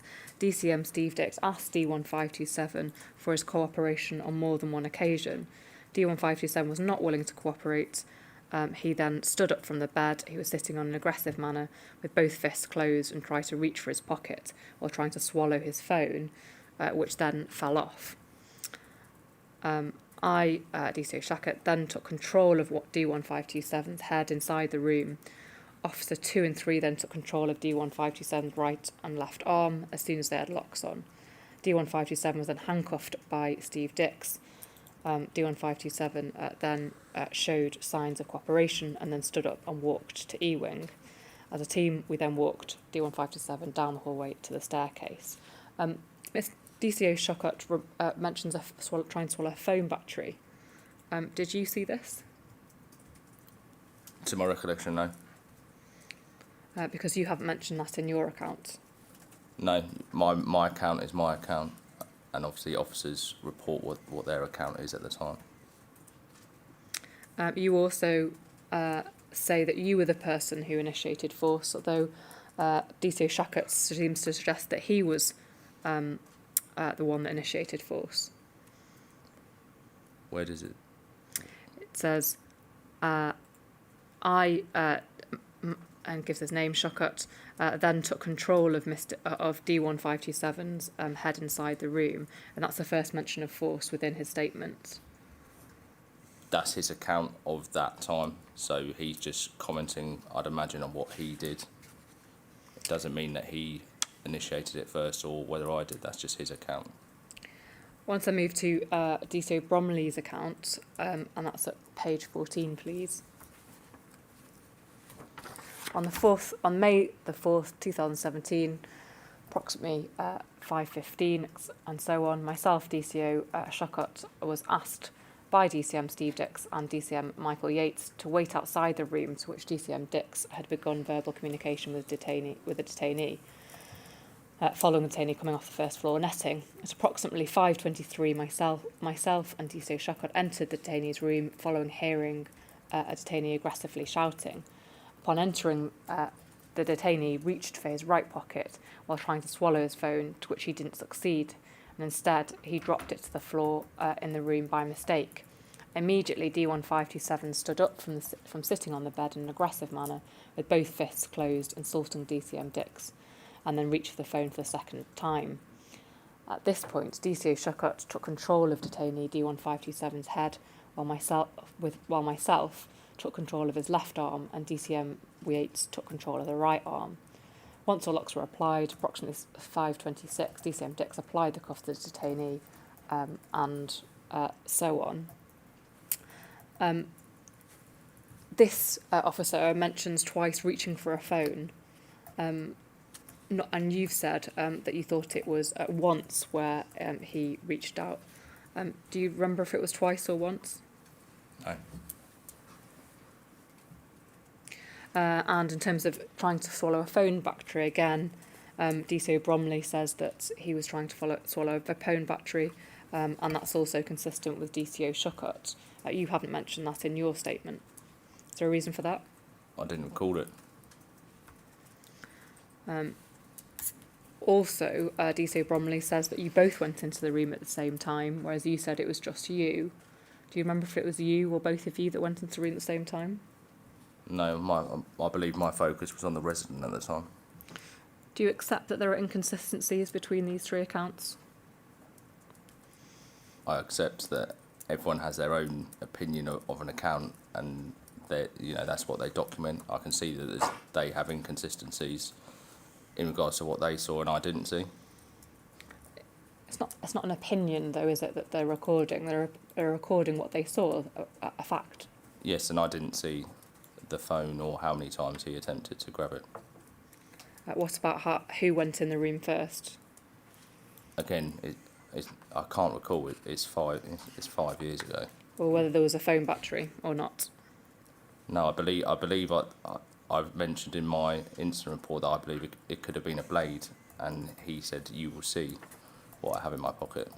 Do you agree that these inconsistencies could have been clarified if you'd have activated your body-worn camera? Yes, I don't know if I did. I don't think I did. I haven't seen any footage of it. We can go to CGS 005530.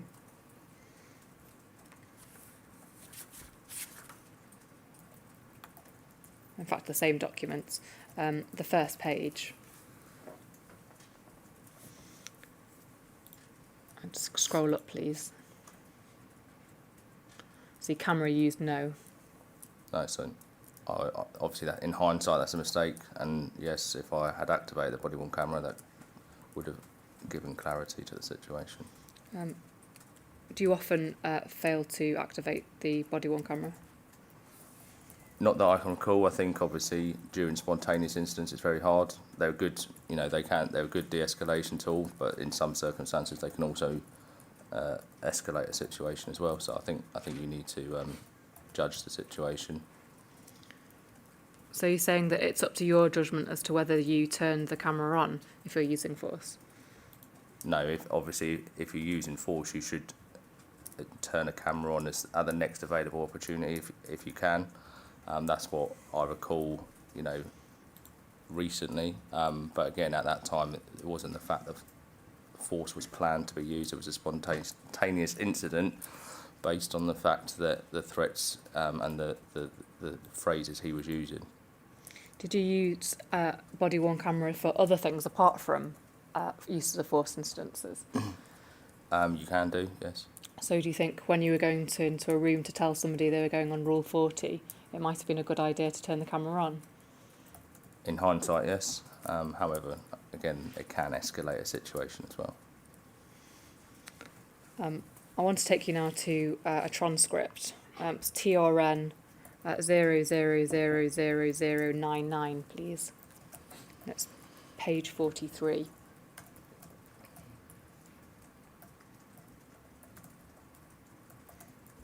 This is a transcript from the same day, 4th of May. You'll see there, Callum Tully says, "What did he do?"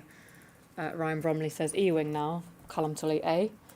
Ryan Bromley, "Got bent up and Mike's put him on E-wing." Tully, "You had to bend him up." Ryan Bromley, "Yeah, me, Mo and Dixon. Wait outside for me."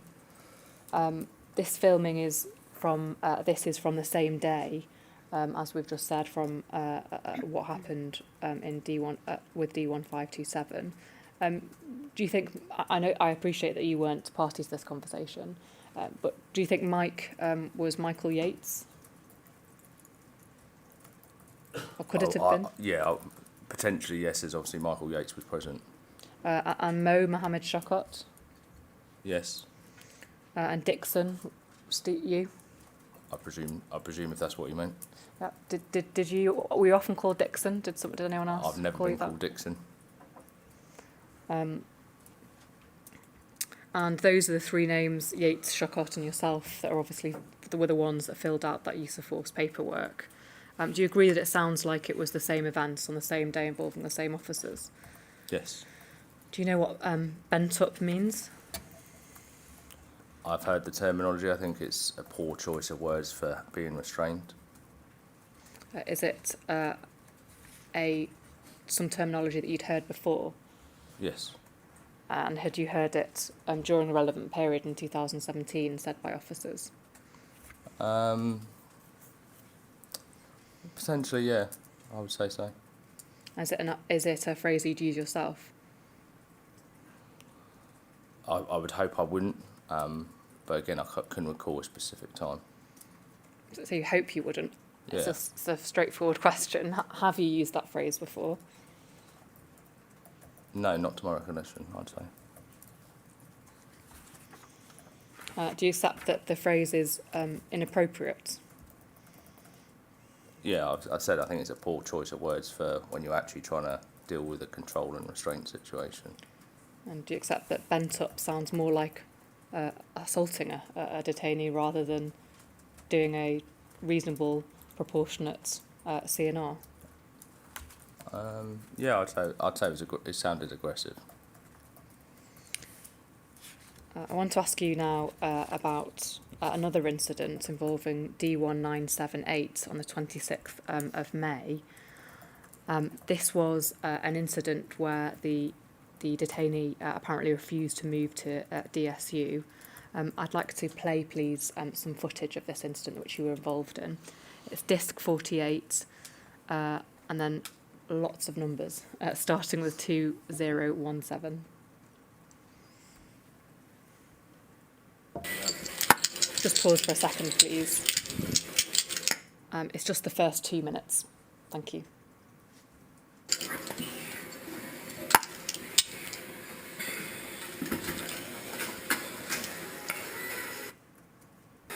Right, we spoke earlier about you going to the Brook. Okay, if you're not going to come, then obviously people will force you to go. So you've got one chance to come out now and walk. Yes or no? Right, come on then. Come on then.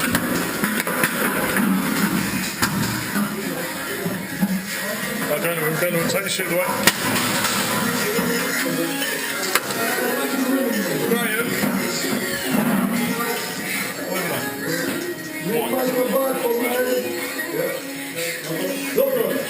Just bring him slowly out of the room. We've just come out. Once you're off. Okay, just transfer him.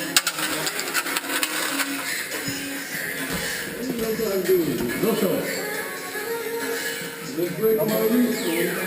Keep going down first floor. What are you doing this to? Bring my tobacco, yeah? Yeah, you get your phone and your tobacco, don't worry. Why are you doing this, huh? Always the same, man. Spin on the door, lads. Thank you. End that there. I now want to turn to the debrief. Before we do, I have to play this in closed, please.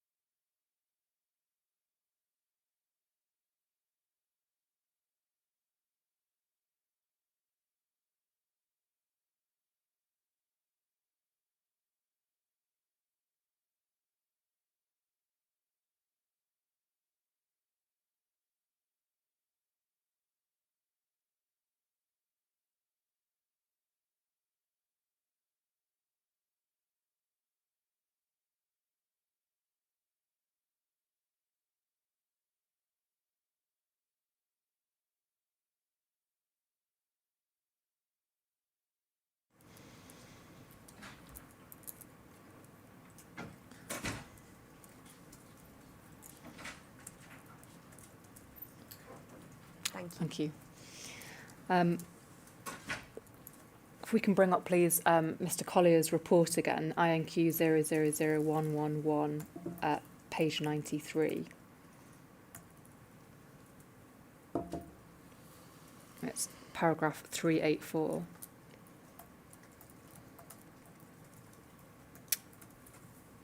It must be just at the top there. Yes, thank you. Mr. Collier says the footage from the debrief provides a different version of events when described by DCM Dix as compared to what actually happened. During the debrief, he states D1978 started to encroach towards him and he had no option but to deploy the team. The scene footage clearly shows DCM Dix stand aside to allow D1978 to leave the room, and then the team move in and restrain D1978. DCM Dix makes a half-hearted attempt to stop staff, but only after the first DCO has entered the room. DCM Dix utters quietly to himself, no, no, no. If we just go down onto page 96, paragraph 396. Just scroll down, thank you, the top of the page. The incident supervisor, in this case DCM6, should have been more assertive when negotiating a surrender and ought to have informed staff that D1978 was walking toward the door and for the team to remain outside but ready for D1978 to emerge from the room door and onto the landing. He could have then instructed D1978 to present himself to the team ready for moving to the CSU. The recorded debrief should have addressed this issue and not changed the description to encroaching towards me, so no other option to deploy the team rather. Then paragraph 398, just on the same page, last resort, there was some confusion as if the detainee was actually complying if walking out of his room. In my view, he was, but DCM Dix mismanaged the situation and allowed staff to enter and restrain D1978. Following paragraph, as the detainee was walking toward DCM Dix, it was not necessary to use force, and using force on a person who is complying is disproportionate. When force was used, it was reasonable and proportionate, with D1978 being allowed to walk upright and no additional force used when he became threatening and insulting towards staff. And then if you just scroll down, please, to paragraph 402, the poor scene control by the DCM that resulted in staff restraining D1978 when he was showing compliance are the main concern. The force used was minimal, but would have been avoided if correctly managed. Do you agree that you ought to have waited for the answer to your question about whether the detainee was going to move of his own accord? Sorry, can you just phrase that? So you said in the footage, the first footage we saw, you say you've got one last chance to come out and walk, yes or no. Do you wish that you'd waited for the answer to that question to be given? Yes, if I didn't wait, then obviously I wish I did wait and I gave them another opportunity maybe. Would you agree that from the footage it looked like he was going to comply? There was a nod and he was walking towards you. Yeah, as I say, I don't recall the situation, but obviously looking at the footage, it's clear that potentially there was a mistake made. Is it just looking at the footage now, or do you think actually at the time you thought that he was going to comply because you say to the officers, no, no, no? I can't recall 5 years ago. I've only seen it through this process, so I don't know what I was thinking back then. But from the footage, you can see that obviously it looked like he was going to comply, and obviously there was a mistake. And I've tried to say stop him and go by going no, no, no. So I don't know what was going through my head at the time. So it's not just having looked at the footage now. Was at the time you thought that the team shouldn't have gone in because you say no, no, no. But again, I can't. In my memory, I can't recall exactly what was going through my head from the footage. I've said no, no, no, no, no. And looking back in hindsight, it was a mistake. But why would you have said no, no, no if you weren't communicating to the team not to go in? All I can say is, again, it was a mistake. Did you appreciate that it was a mistake at the time? I can only go based on what I've seen on the footage, I'm afraid. Why did you say in the debrief that the detainee started to encroach you and you had no option to go in? So again, that was a mistake. All I can say is, obviously at the time, you know, a debrief was done straight after the event.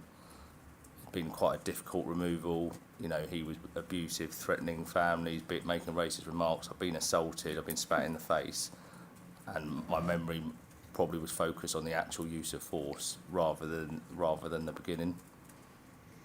But you accept that you said no, no, no at the beginning, which was a direction rather to the officers, wasn't it?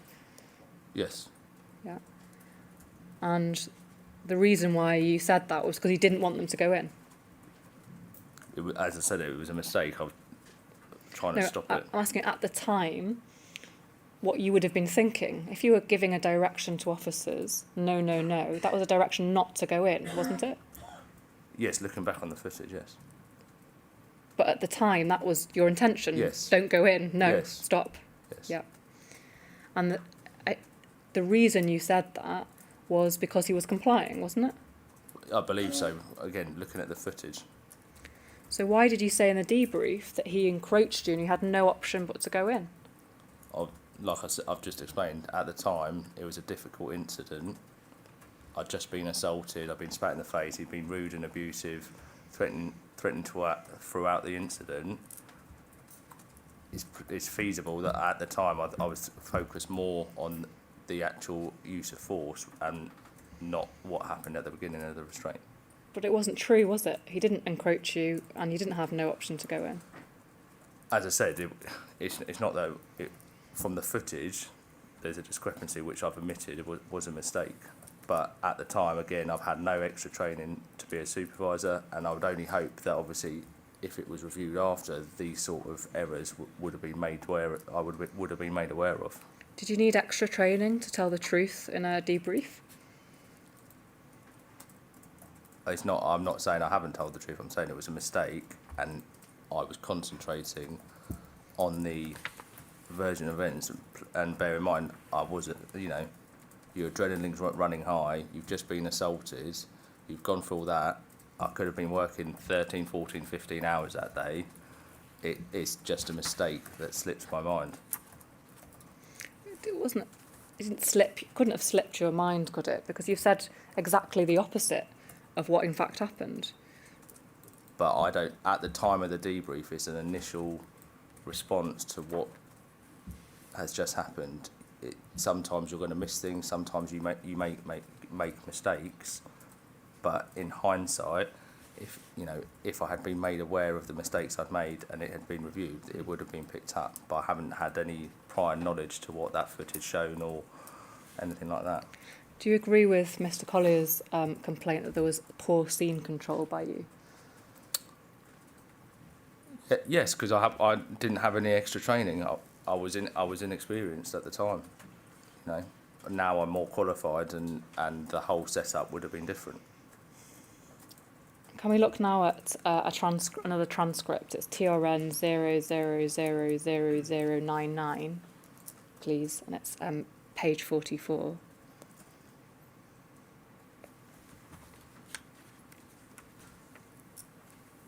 This is on the 4th of May, so this would have been a few weeks prior to that use of force incident.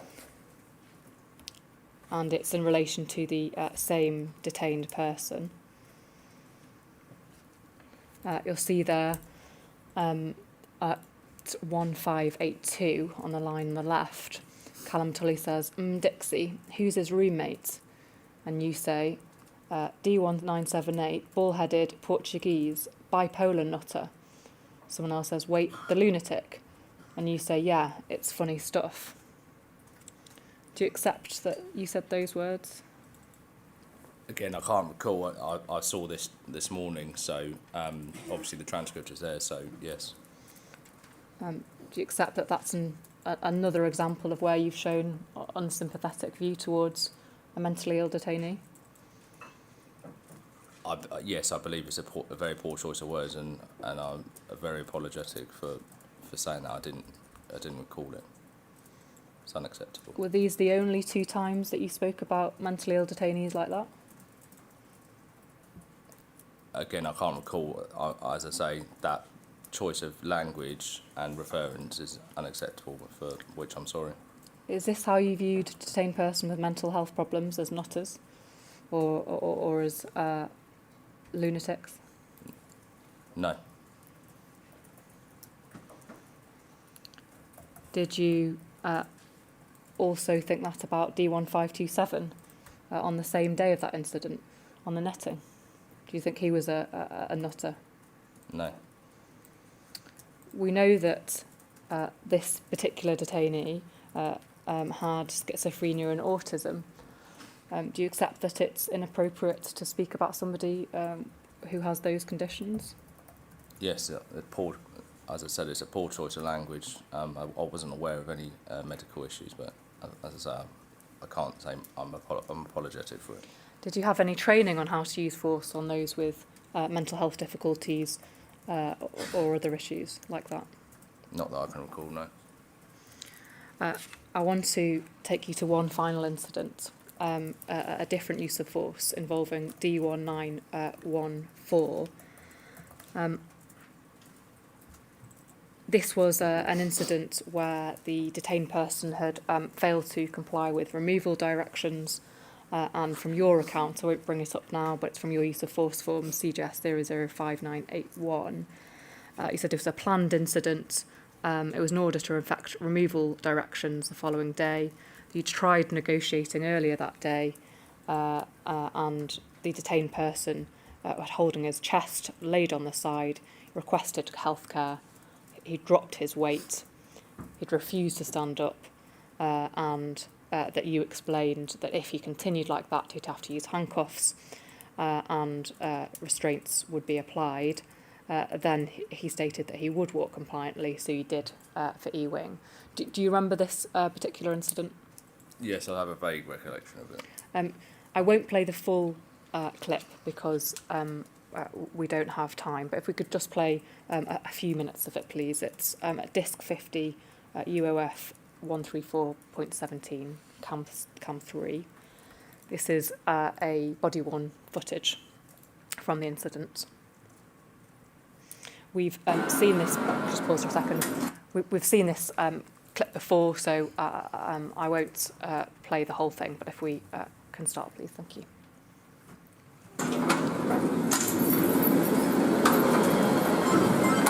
Lights, Dixie, lights. Come with me, please. Come with me, please, man. Come back in a minute. Just come with me first.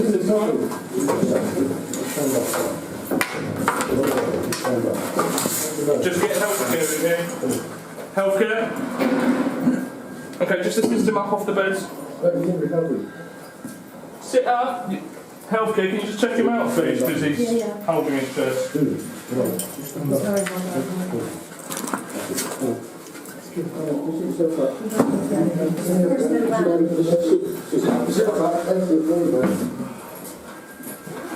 Okay, so healthcare are going to check you out, okay?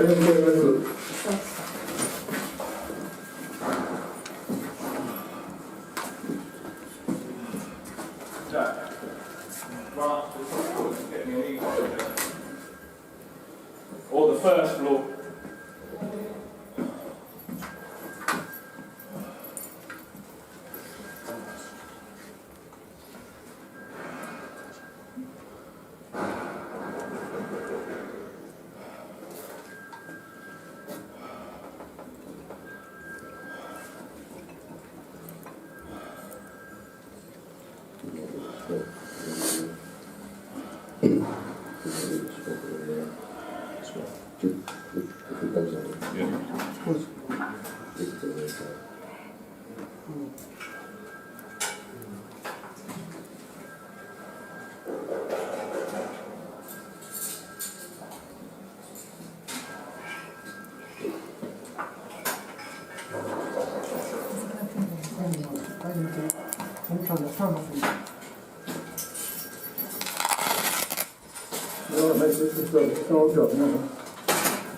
Just relax.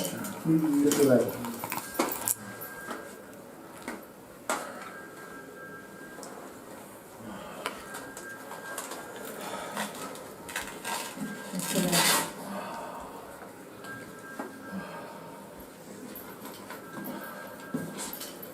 to fly in my country. I have my belt next week. I have my family here. Just relax a minute. I have 3 heart attacks. I have my form of operation. Just let healthcare do the odds, and then we can continue. Listen, dude, there's no flying tonight. No, I know how to fly for nothing. There's no flying tonight. You just need to walk to Eden. No, I'm not walking. I want to stay here, my please. I know how to stay. I died here.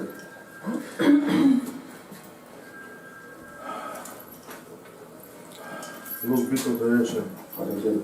3 heart attacks, not joking. And I have problem with my leg as well. You're not going anywhere tonight. Just... Why was... You want to hold on, please? What do you did? To make sure you're okay. It's just to make sure you're alright. That's all we're doing.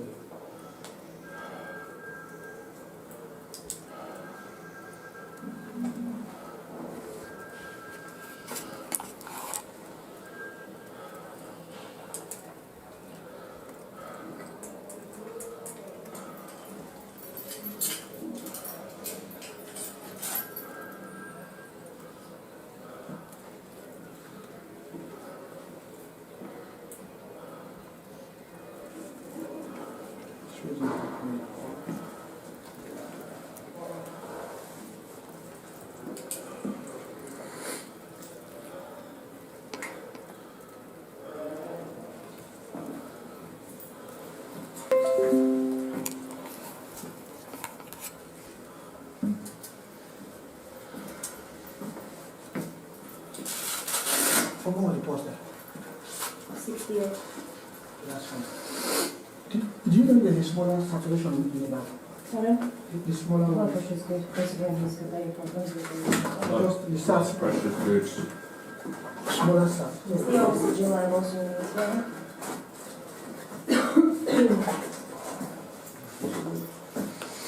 It'll be a lot easier if you walk to Eden. That's always happening to us. Whatever happens, we're going through that. That's 100%. I want you to walk. Let's do 5 liters, yeah? Nothing's happening tonight. You know that. Can you come with oxygen first? Yeah, not flying. Not flying. Hang on. Wait. Different. Take it You up. need to go to Eden. No, sir, I want to stay You're not here. taking it to Eden. It's up to you.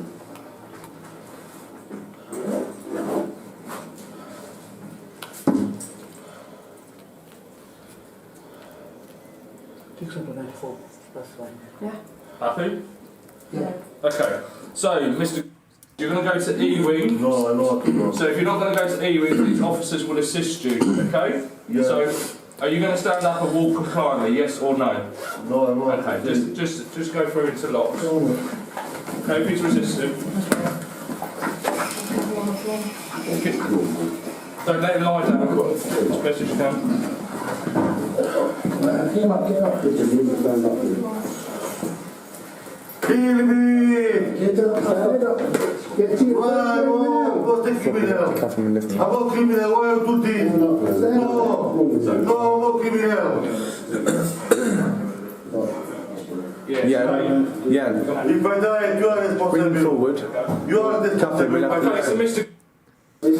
As you're becoming a dead weight and you're resisting the officers, if you're not going to stand up and walk, what's potentially going to happen is your handcuffs will be applied and potentially you will be Why to go, lifted sir? in handcuffs Why to go to there? E-Wing. Why to go? Because I don't want to fly my Yes, country. because you're refusing to facilitate your removal directions. Yeah. So, stand up and walk compliantly now, okay?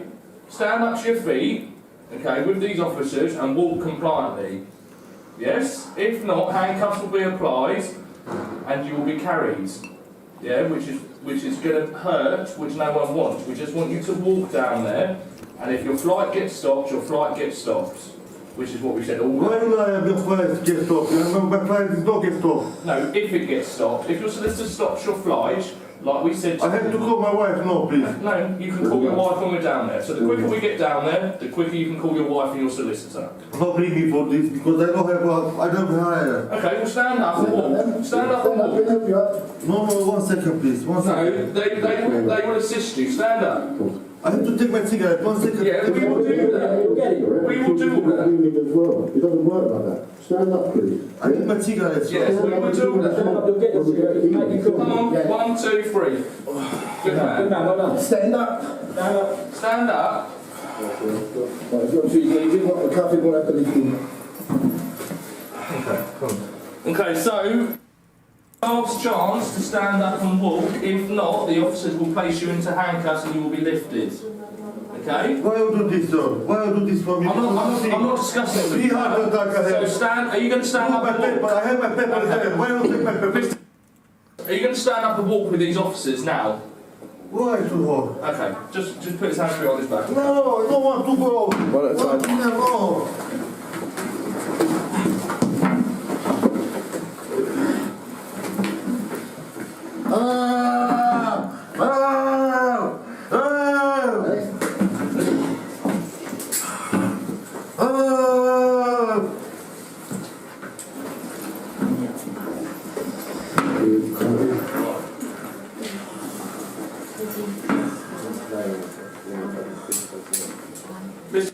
Release your hands so that officers can place handcuffs on you. If need be, go to the front if need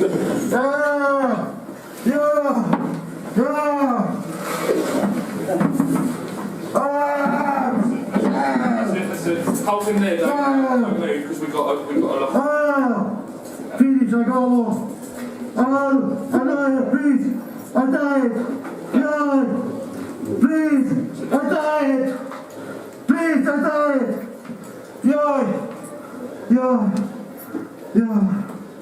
Okay, I'm good. Please, I'm good. Now finish. So, Yeah, that's all right. sorry. So I died. Yeah.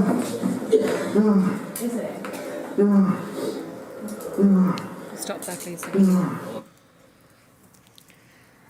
You said in your witness statement, your second witness statement, paragraphs 22 and 28, that you remember D1914 had heart issues and that you weren't keen on conducting use of force for that reason.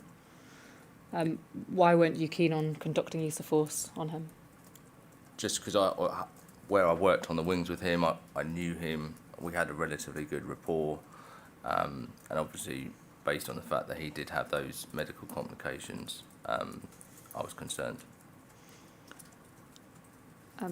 Were you concerned about that before the use of force incident then? Yes. And what were you worried about if use of force was used against him? Just because I knew he had his medical condition, so obviously just in case anything happened to him while it was happening. And what steps did you take to mitigate that risk, given you knew of his heart condition? So I spoke to the duty director, and I believe we spoke to the healthcare department to clarify his health, and obviously if he was fit to have force used on him and to be restrained. And what was the answer that you got? I believe it was a yes. I believe there was a doctor's note provided. Did you ever see this doctor's note?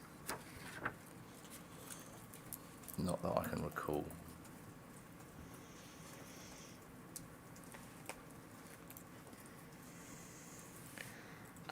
Do you remember knowing about this letter before the restraint took place?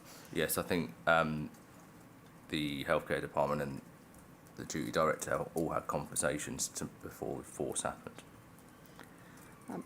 I won't bring it up on screen, but I want to mention and set out D1914's account of what happened. He says that it was late one evening and that there were many officers that came into to his room, that he felt frightened, that he had chest pain, and that he was essentially howling in pain, telling officers that he wasn't feeling well. He also said that he told officers once he was back in E-Wing that he felt the force was excessive and wanted to see a doctor. And he was then assessed by a doctor, having been telling officers on the way to the airport, as his partner had visited and seen that he had bruising around his wrists. Did you know about these injuries that were caused, that he says were caused to him during this restraint? Not that I can recall. I can only imagine it would be documented on the F213. If we can go to that form, CGS 005651, it's page 36.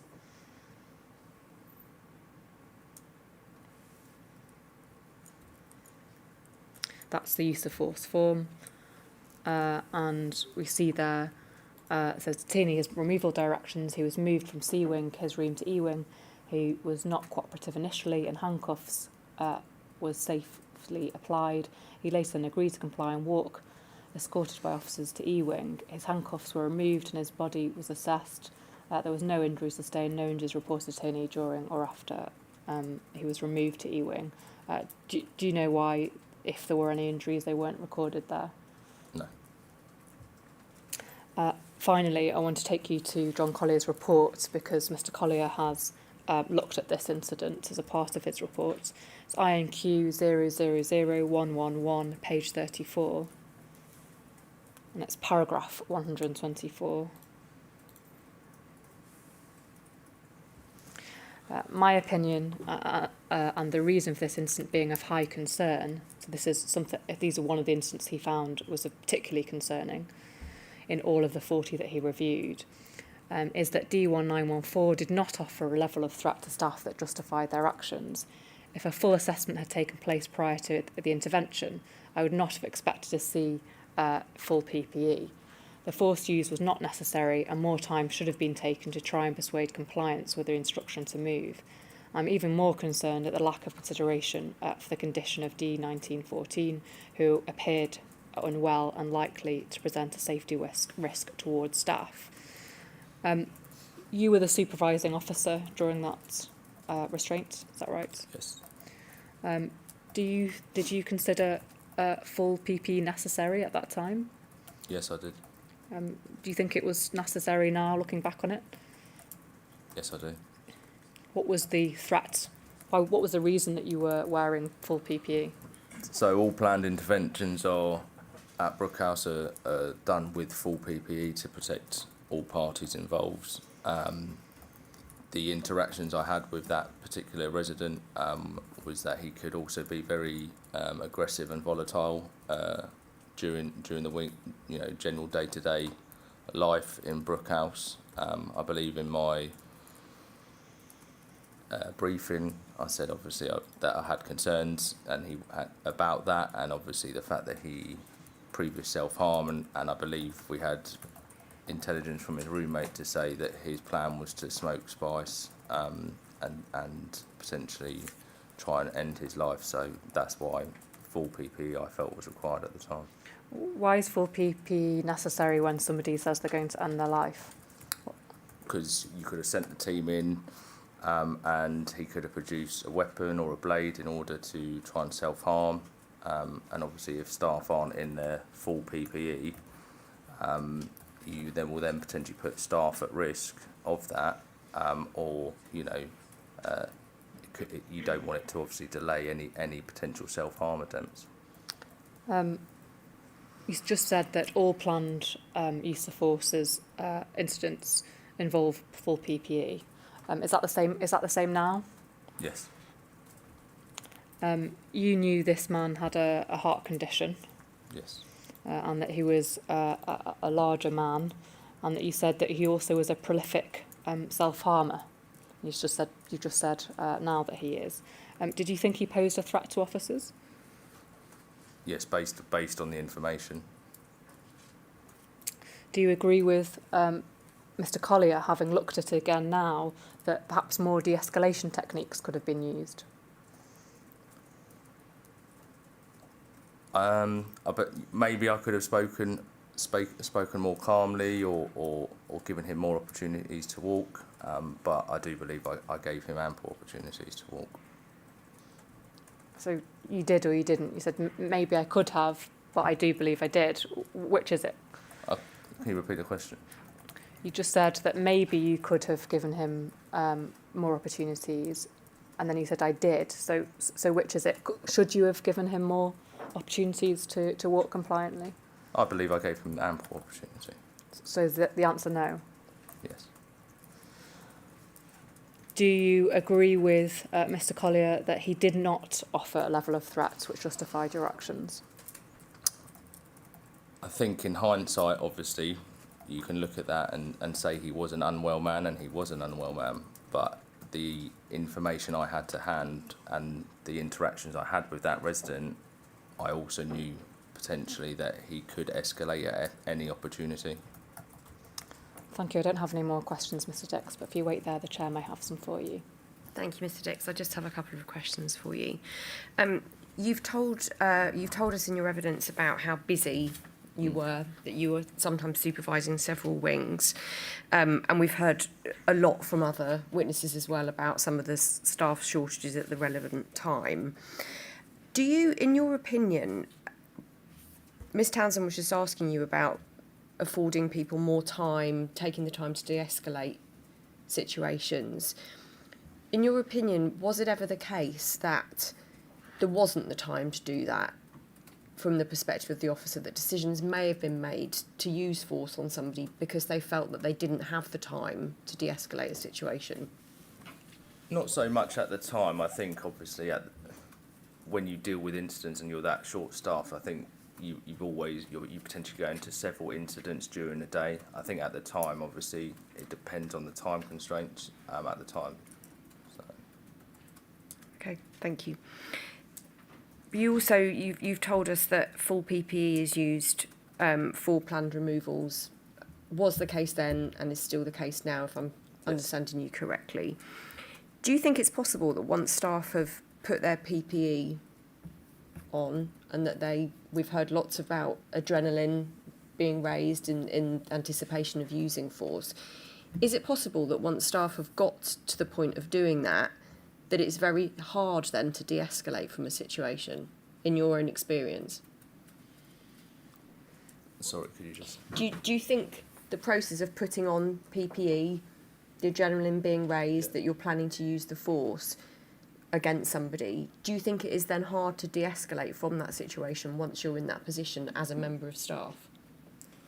I think the members of staff you can always look down to de-escalate through the holds and stuff like that to try and bring the situation, to the close, so you don't use force, or you could let go if the resident has behaviour dictated to that. I don't think that when you're doing that, PPE could necessarily come off.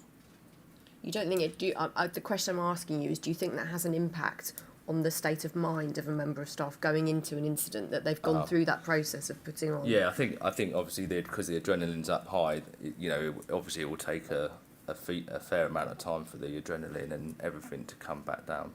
Okay, thank you very much. I also just want to ask you one more question in relation to current practice at Brookhouse at the moment.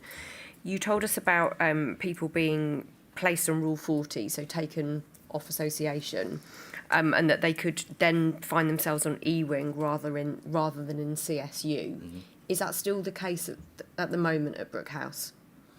Yes, so the majority of people, if they're refractory or something like that, could go to CSU, but obviously E-Wing, because they have the safer custody suites, so obviously if someone was in there, but they could be placed on Rule 40 at the same time in that room.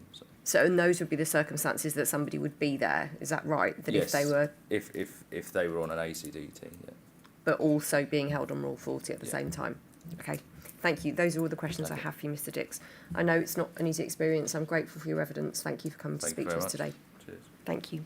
Ms. Townsend. Chair, if I ask that we return at 1:45, as we have quite a lot of evidence to get through this afternoon, we're going to hear from Callum Tully again and also Aaron Stokes.